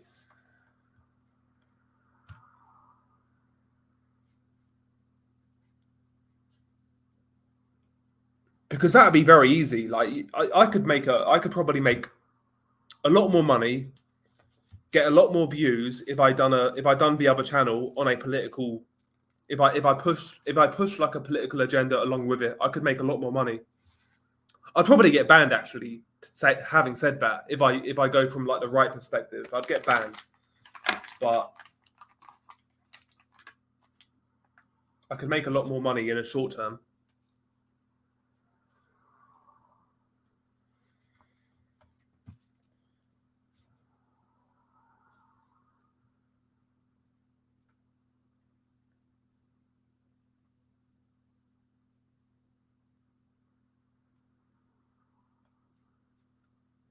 Yeah, I see that. Yeah, Kozabutski's out. Yep. And Charles Martin's replaced him. Yeah. Charles Martin, listen, for Jared Anderson, Charles Martin isn't a bad opponent. He's not bad.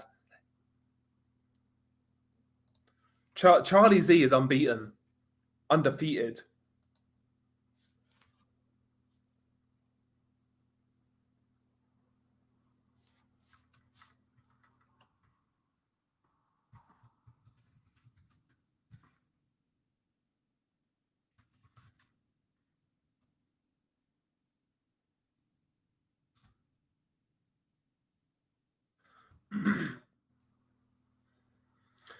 Oh yeah, most of those videos get demonetized. Yeah, absolutely. Absolutely. Like the last two have been like completely like fucked, like iced, age restricted. But yeah, most of them do. But I'm expecting today's video to do well.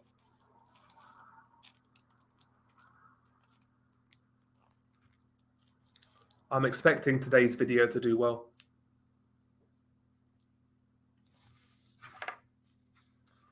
That channel looks grim. I'll stay here. Probably the best bet. I try to, with that channel, I try to do, it's like a quasi true crime channel. But I try to push it as far as I can. I'm telling you, bro, listen, Rumble now, it seems like Rumble is starting to grow, which is the best thing for YouTube. Because YouTube is going to have like the viewer base for a long period of time. But if Rumble keep on growing, then maybe YouTube will lift some of their restrictions. They'll get a little bit more, reasonable in regards to what they allow, what they don't. I'm hoping Rumble grows. I'm really hoping Rumble grows.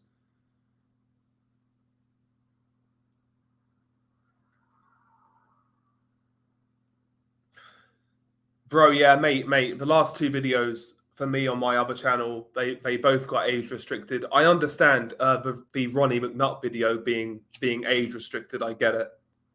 I was surprised with the last one though. I can't lie.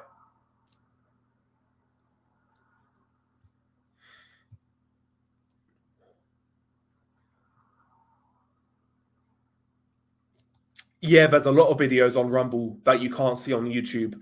They're not perfect.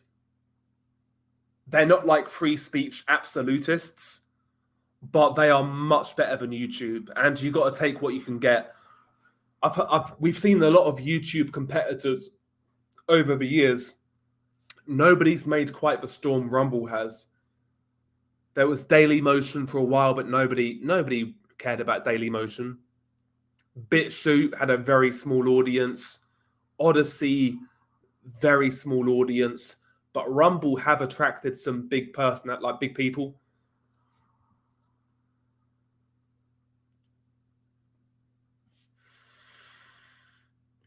I was the same, Jimmy.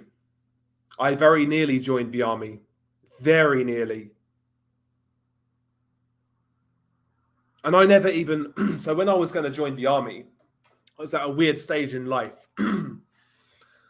I was never... So my whole thing was I was never going to join the army because of necessarily patriotism. I just wanted to do something different, basically, and see the world. But I don't know. I don't even know what stopped me. But it doesn't match with my worldviews. Sorry.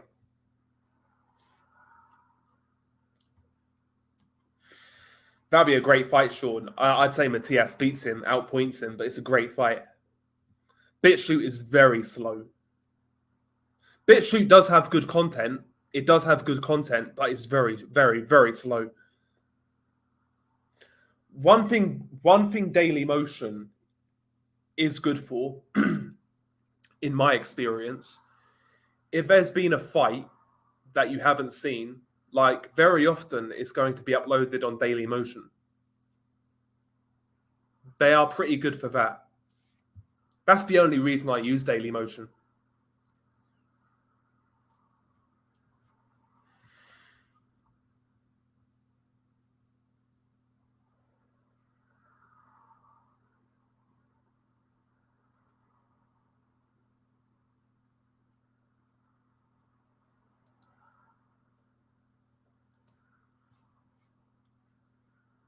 Yeah, Regis versus Matias is a much better fight than Haney or Catterall. Yeah, Regis is probably going to lose those two fights, but got a shot against Matias. Yeah, exactly. Yeah, Daily Motion is sick. Yeah, if you've missed the fights, watch them the following day. Exactly. Facts. Yeah, Daily Motion is good for fights if you're a boxing fan. It's good for fights.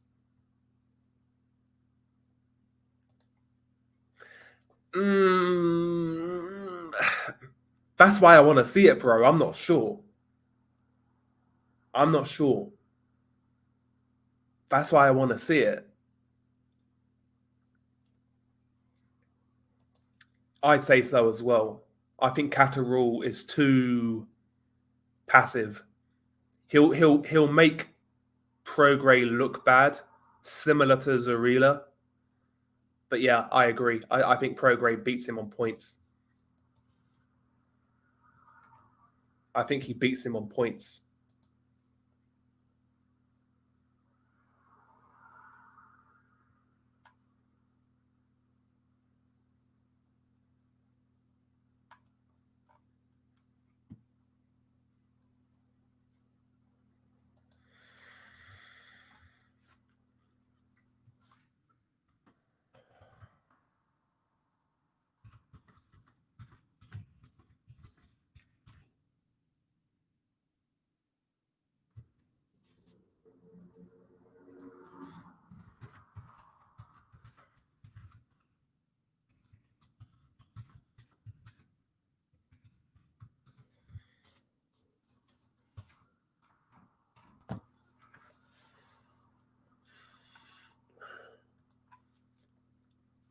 Shit, I've opened the wrong fucking tab.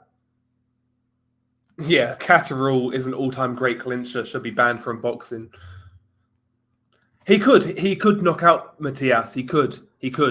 But what happens if Matias has that Margarito type chin? What happens then?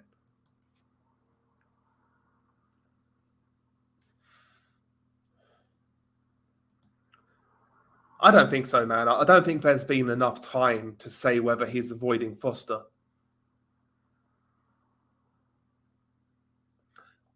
I don't think there's been enough time. Plus, like, he's just come off a massive, like, a really big win in a real hard fight. I agree, Alan. I think what you'll see in that fight, Fulton early on, he's going to be elusive. He'll fire back when he can.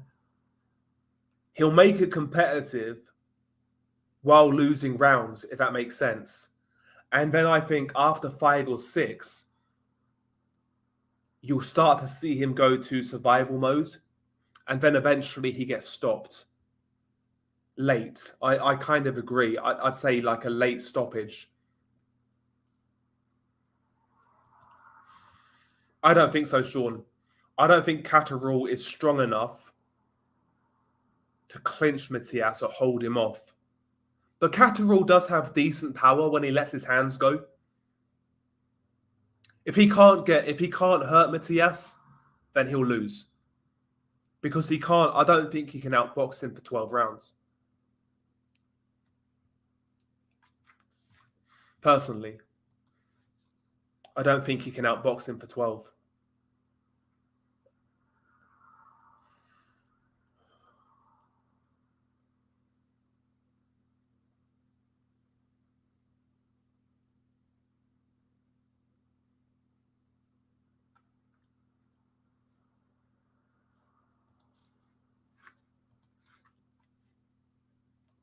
Yeah, you see that a lot though in boxing after one good performance when a guy who's the underdog overperforms.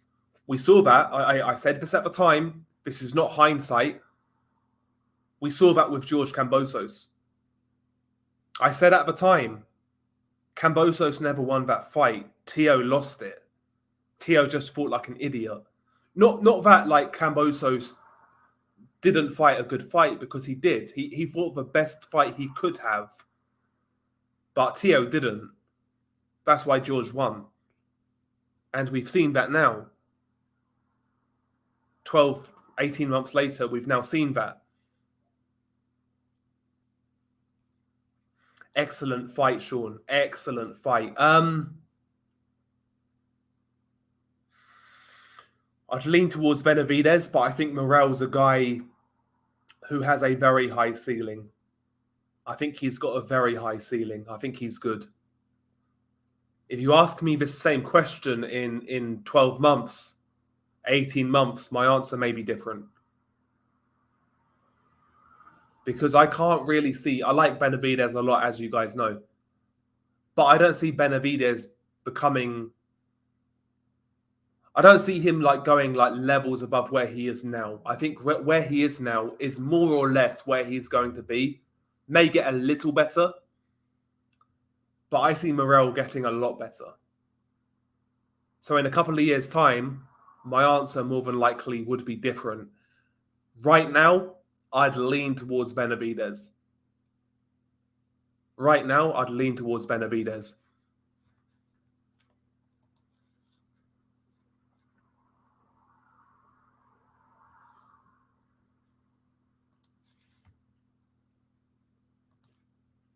Beterbiev mashes him up.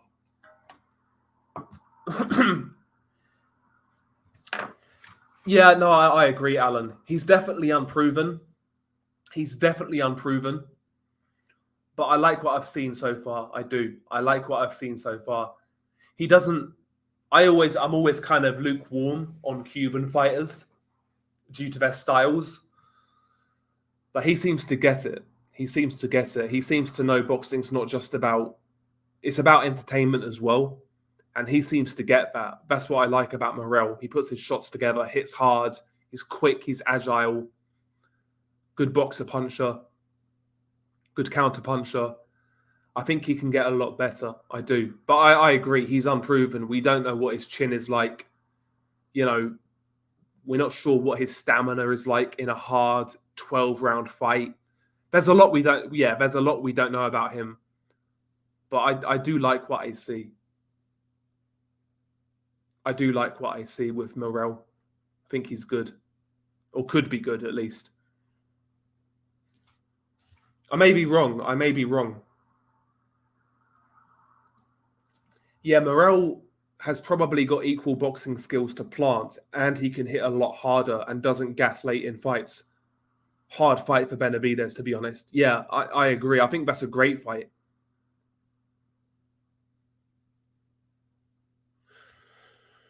He does, yeah. Benavidez just said the same thing I've noticed about Morrell, is that he leaves himself open for counters. You are right. One thing about Morrell, he is a very flashy guy, and he's got the habit of admiring his work too much. That is true. But can Benavidez exploit that? I'm not sure he's the guy. Stylistically, at least, I think he can outman Morrell. Can he counter Morrell effectively, consistently? I'm not sure.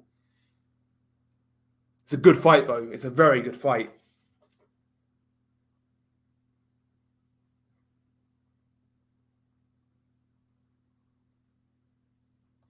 Yeah, fair play to Badu Jack. He wasn't willing to sell out.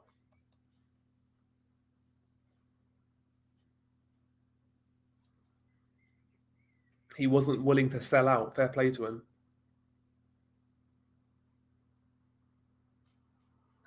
It's a shame you never pursued a career in boxing. You would have been a good European level operator at light middleweight. I'd probably get fucking smashed up.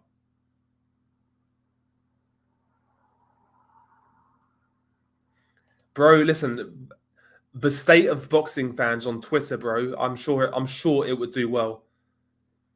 A boxing page on Pornhub. The amount of simps I see on Twitter, on boxing Twitter, is unbelievable.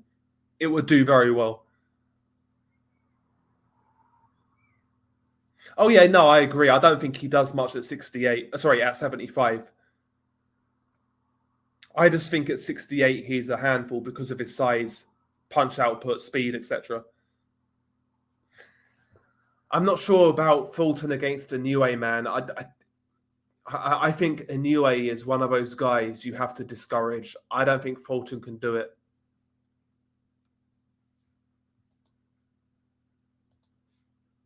Fabio Wardley messes him up.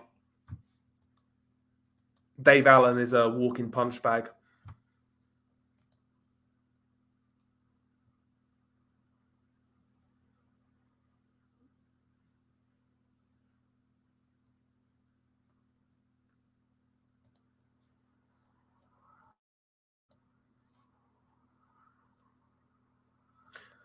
I agree with this, actually. Yeah, Benavidez, another Taylor who needs frequent fights to stay sharp. Yeah, I agree. That's why I like the idea of Morrell next. Frequent fights and quality fights as well. Fights in which are dangerous.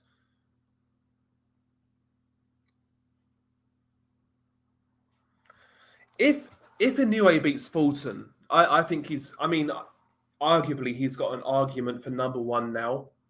I'd still give it to Usyk. But if Inoue beats Fulton in another weight class, and Fulton is a much bigger guy, or a fair bit bigger at least, I'm tempted to say number one. Tempted to say number one.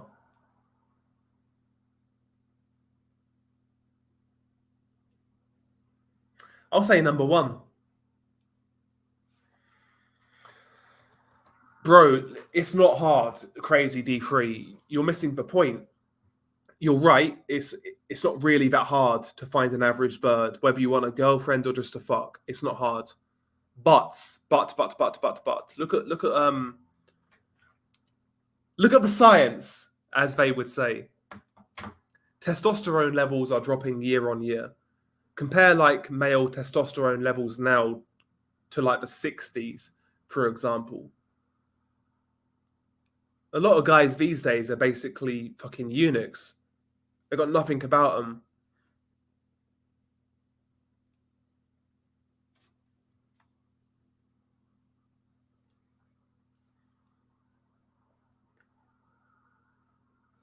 Yeah, I'd be tempted. I'd be very tempted to put him at number one because I do rate Fulton.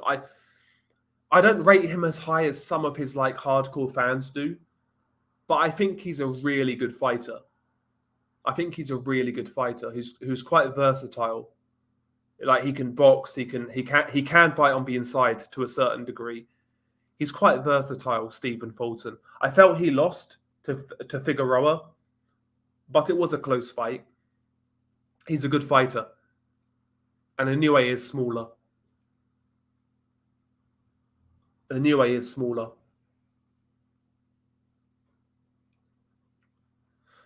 But is it enough to overtake Usyk? Mate, I don't know. I'd be tempted to put Inoue number one because of recency, I guess, right? When did Usyk fight AJ? When was that? It feels like a long time ago now.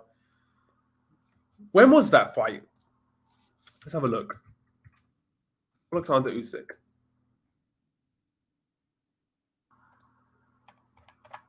When did he fight AJ last? August 2022. So by the time this Inoue fight happens, when is it? Late June? July? Inoue. Okay, so July 25th, Inoue's fighting Fulton. Usyk beat AJ in August of 2022. So it's basically going to be a year. Usyk's basically been inactive for a year. If Inoue beats Fulton, I'm going to put Inoue number one. I'm going to put Inoue number one.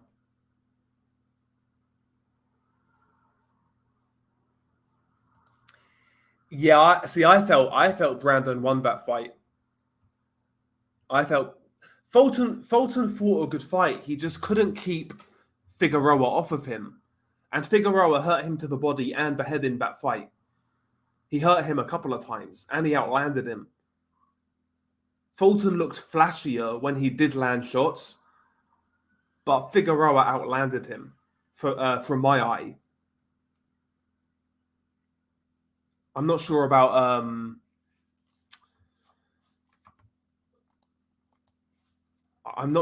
CompuBox what that said, but to my eye, it looked like Figueroa outlanded Fulton.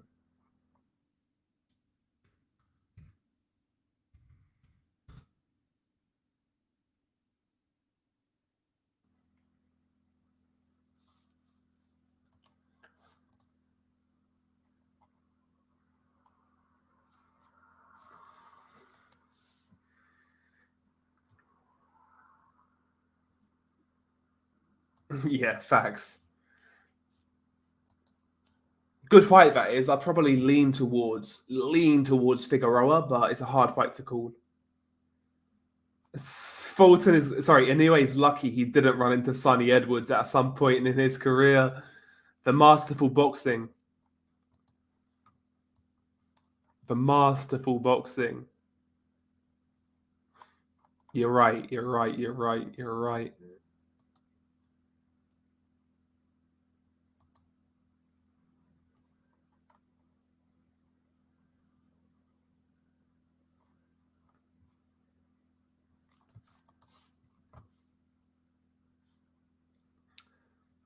Right, I need to do something quickly. One sec.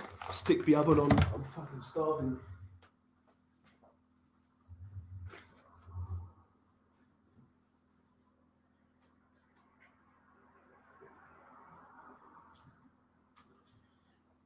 Oh god.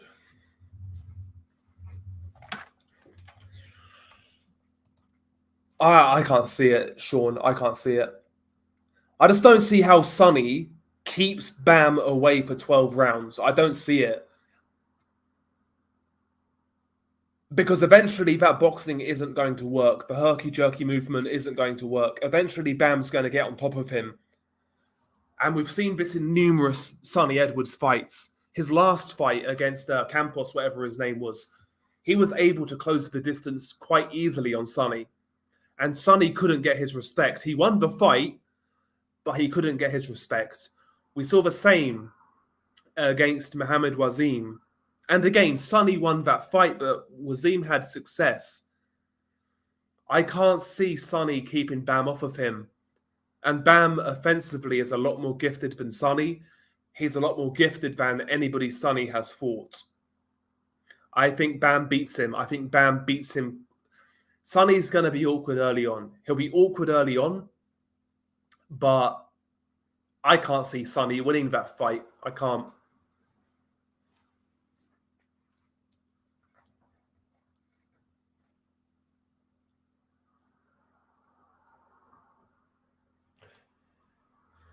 There is that, Javier. That's a good point. That is a good point. Yeah, that is a good point. But I would still say Inoue hits harder than Figueroa.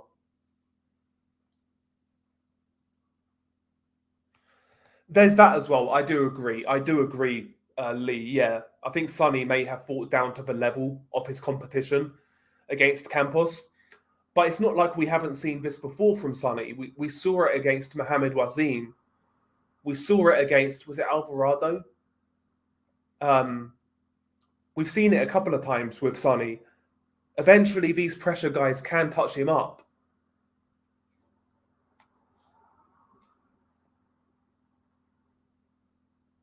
Does Sonny Edwards hit harder than Savannah Marshall?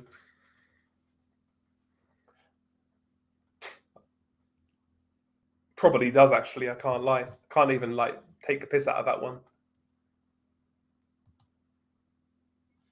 Can't even take the piss.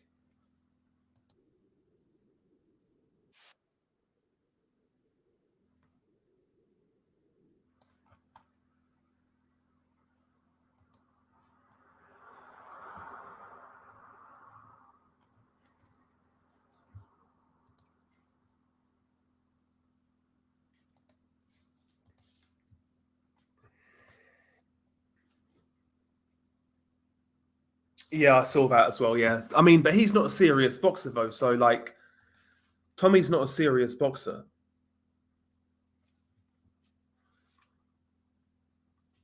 He's not a serious boxer. So I mean, the guy's not going to fight. The guy's not going to fight anybody of consequence. He's literally going to be. He's going to be a celebrity boxer.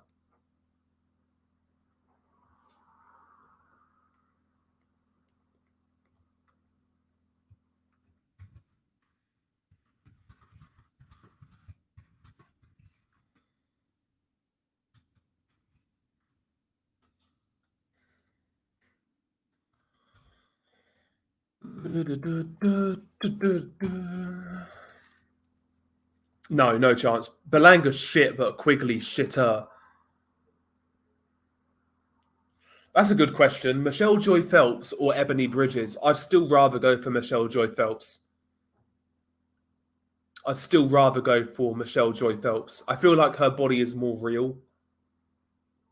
I'm not saying she hasn't had work done, but like Ebony Bridges looks plastic to me. I'd rather Michelle Joy Phelps.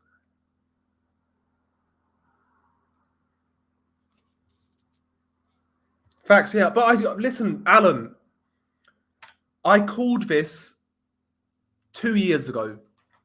I said back then, a lot of these women are going to start to go on OnlyFans because the clientele is there. The state of boxing Twitter is absolutely embarrassing. Simping over these women who are mid-tier, like a lot of these girls are mid at best. And these girls get so much fucking attention. It's unreal. Unbelievable. Like, there's very few genuine dimes in female boxing. As in, like, females who are genuinely pretty or good-looking or attractive. There's very few.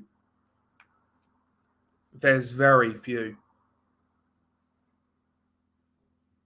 Like, Sky Nicholson, I think, objectively is quite attractive. Aside from her, I'm kind of struggling. Like, Sky, like, if you saw her, like, she's got the girl next door look. Like, she's pretty attractive. But most of these bitches are mid. I've literally seen people simp over the likes of... I'm not even joking. I've seen people simp over Katie Taylor, Clarissa Shields. I'm not saying, oh, these are great boxers. I'm not saying that. I'm talking simping. Like, saying they're attractive and shit. It's like, bro.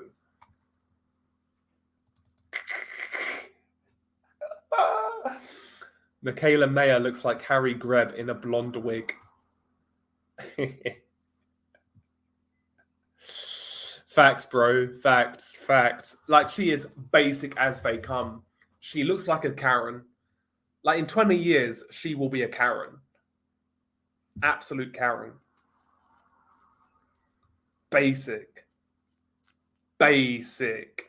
Bro, I prepared some chicken earlier today. Chopped it up, chopped some onions up, and God knows what else to cook tonight. And I swear to God, she is the exact same shape as my fucking chopping board. Just flat, like pure flat. That's a sick comment, man, by the way. Michaela Mayer looks like Harry Greb in a blonde wig. That's a good comment. I like that.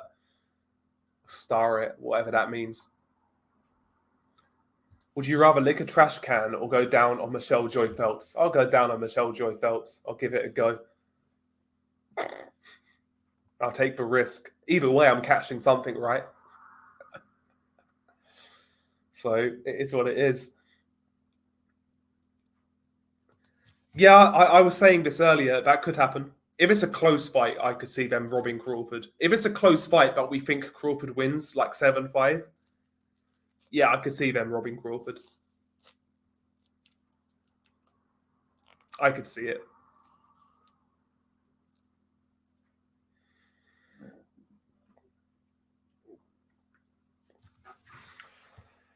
No, genuinely not a big fan of Shannon Courtney. She just looks like the average, like, British girl. Caked in makeup, like mutton dressed as lamb type of thing.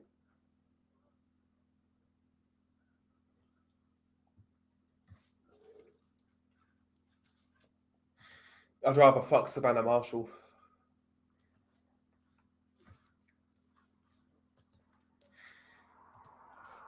Great, these comments, man. These comments.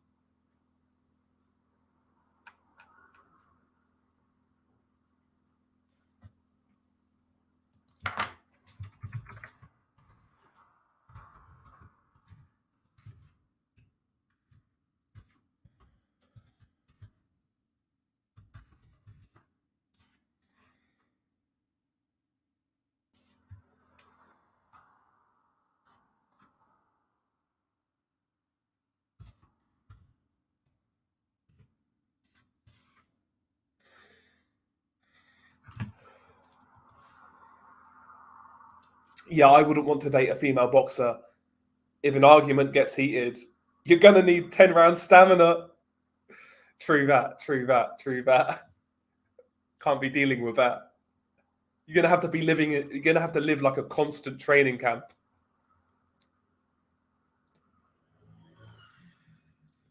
I'm not on Instagram, but in all seriousness, no. Have good luck tomorrow for your white collar boxing match, man.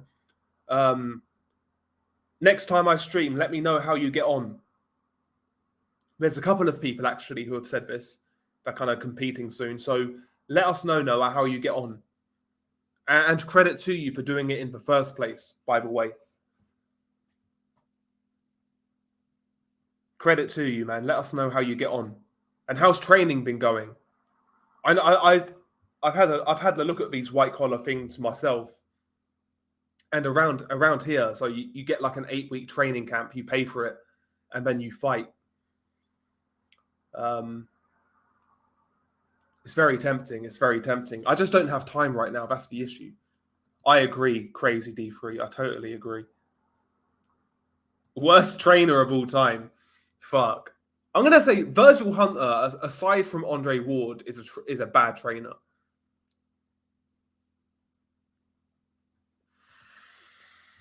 Who did Abel trained Golovkin, done well?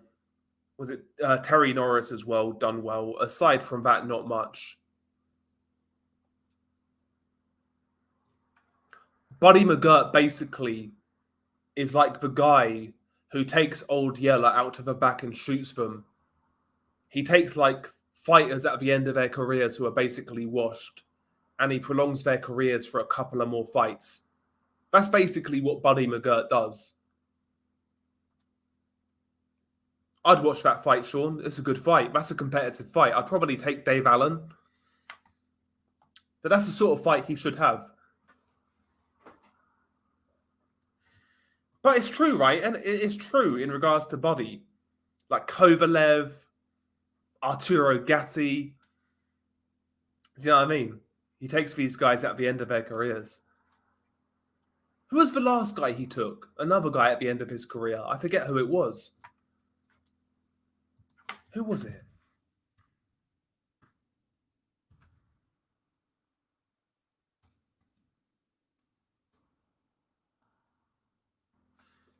I forget who it was.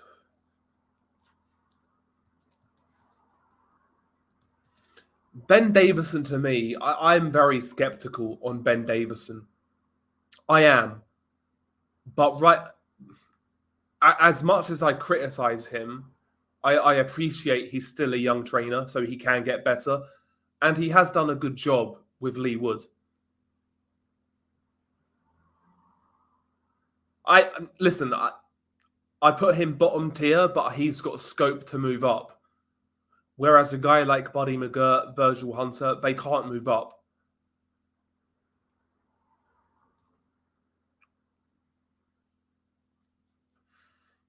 There was talk of him fighting Tabisu Machunu in a WBC Cruiserweight Eliminator. That was the talk of the town for a while, but that's gone quiet. Heisensberg, that's gone quiet.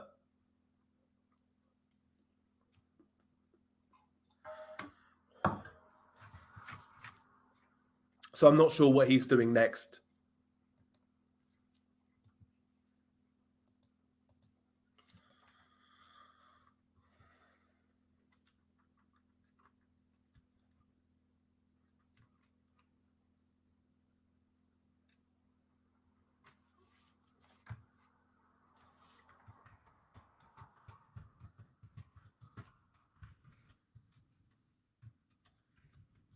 Hang on.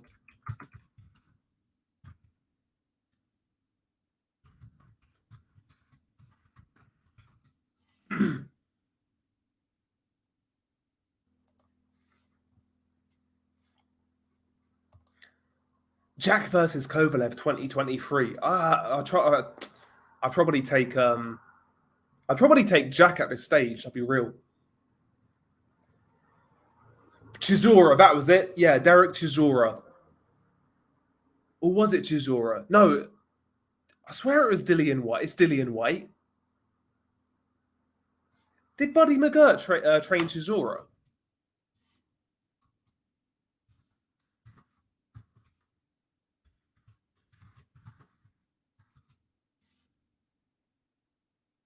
Yeah, he's training. He's training Dillian White right now. Has he trained Chisora?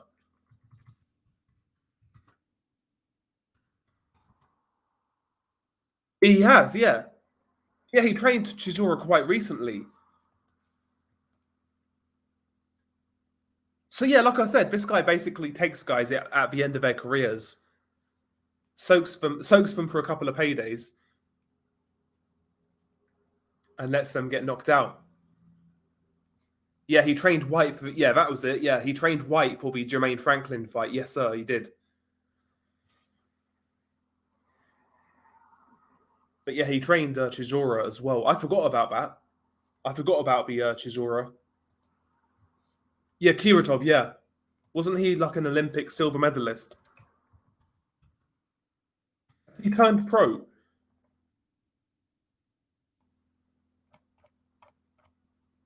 I'm thinking of somebody else. I know who you're talking about, though. Yeah, I know who you're talking about. Yeah, I don't think he was an Olympian. I was thinking of somebody else, another Eastern Bloc fighter.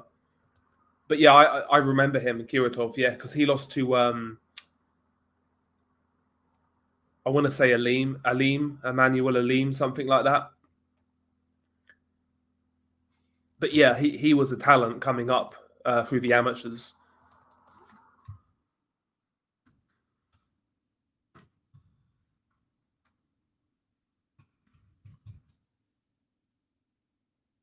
I want to. There's another guy I was thinking of though.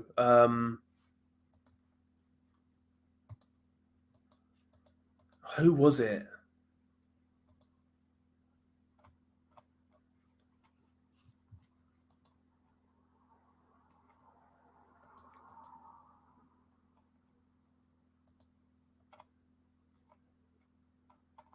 Hang on, I'll try and find it.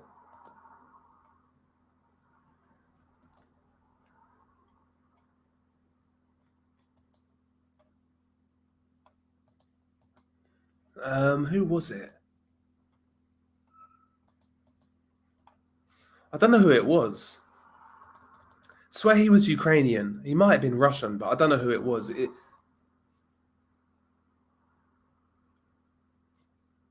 I was thinking of another guy. Yeah, I know. Kairatov. Yeah, was a massive prospect. Yeah, I do remember him. I do remember him. I was thinking of somebody else for some reason. I forget the guy's name though.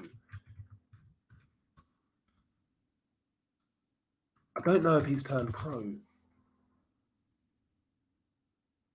For fuck's sake. Okay, boxing.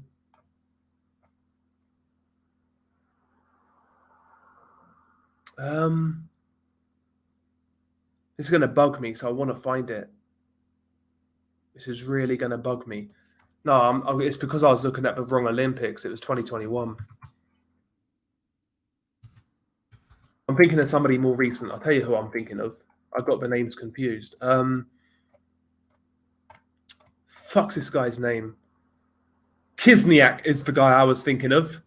Alexander Kizniak. That's the guy. But I was getting Kairatov confused with Kizniak, who won a silver in the last Olympics. That's who I was getting. I don't know why I got the two confused. I think Anderson's a good fighter, good talent, athletically gifted, quick hands, etc. But heavyweight's so hard to tell. It's so hard to tell, man. I think Charles Martin's an acceptable fight for him next. But yeah, I was thinking of Alexander Kizniak, who won a bronze in Tokyo, and he won a gold in the World Championships in 2017. That's who I was thinking of.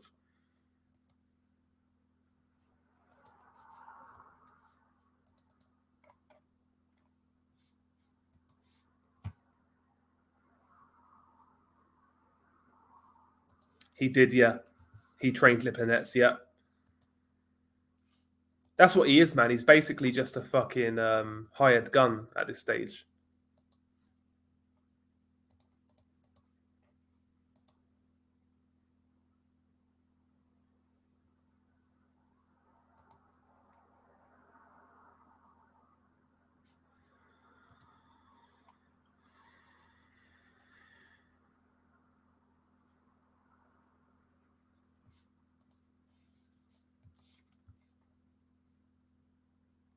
Teddy Atlas seems to hate British fighters for no reason. I swear this guy bums out Tyson Fury. I swear he bums out Tyson Fury. But yeah, I'm not a big fan of Teddy. I'm not a big fan. The fight. We are firemen. Not a big fan. But anyway, guys, I'm going to wrap it up. I'm going to wrap it up. Been a long week, so I'm gonna get my dinner now. I'm gonna stick my dinner in the oven. Got some chicken to cook. And yeah, man. We will there's a couple of fights this weekend. Balanga is one. I'm not really sure what else there is. I think there's a couple more cards. But yeah, maybe I'll do a couple of post fights this weekend. I don't know yet. We'll see. But anyway, guys, have a great weekend. Stay safe, all that good stuff. And I'll catch you on the next stream. I'll try and stream next week, depending on how things pan out. But yeah, peace out, guys.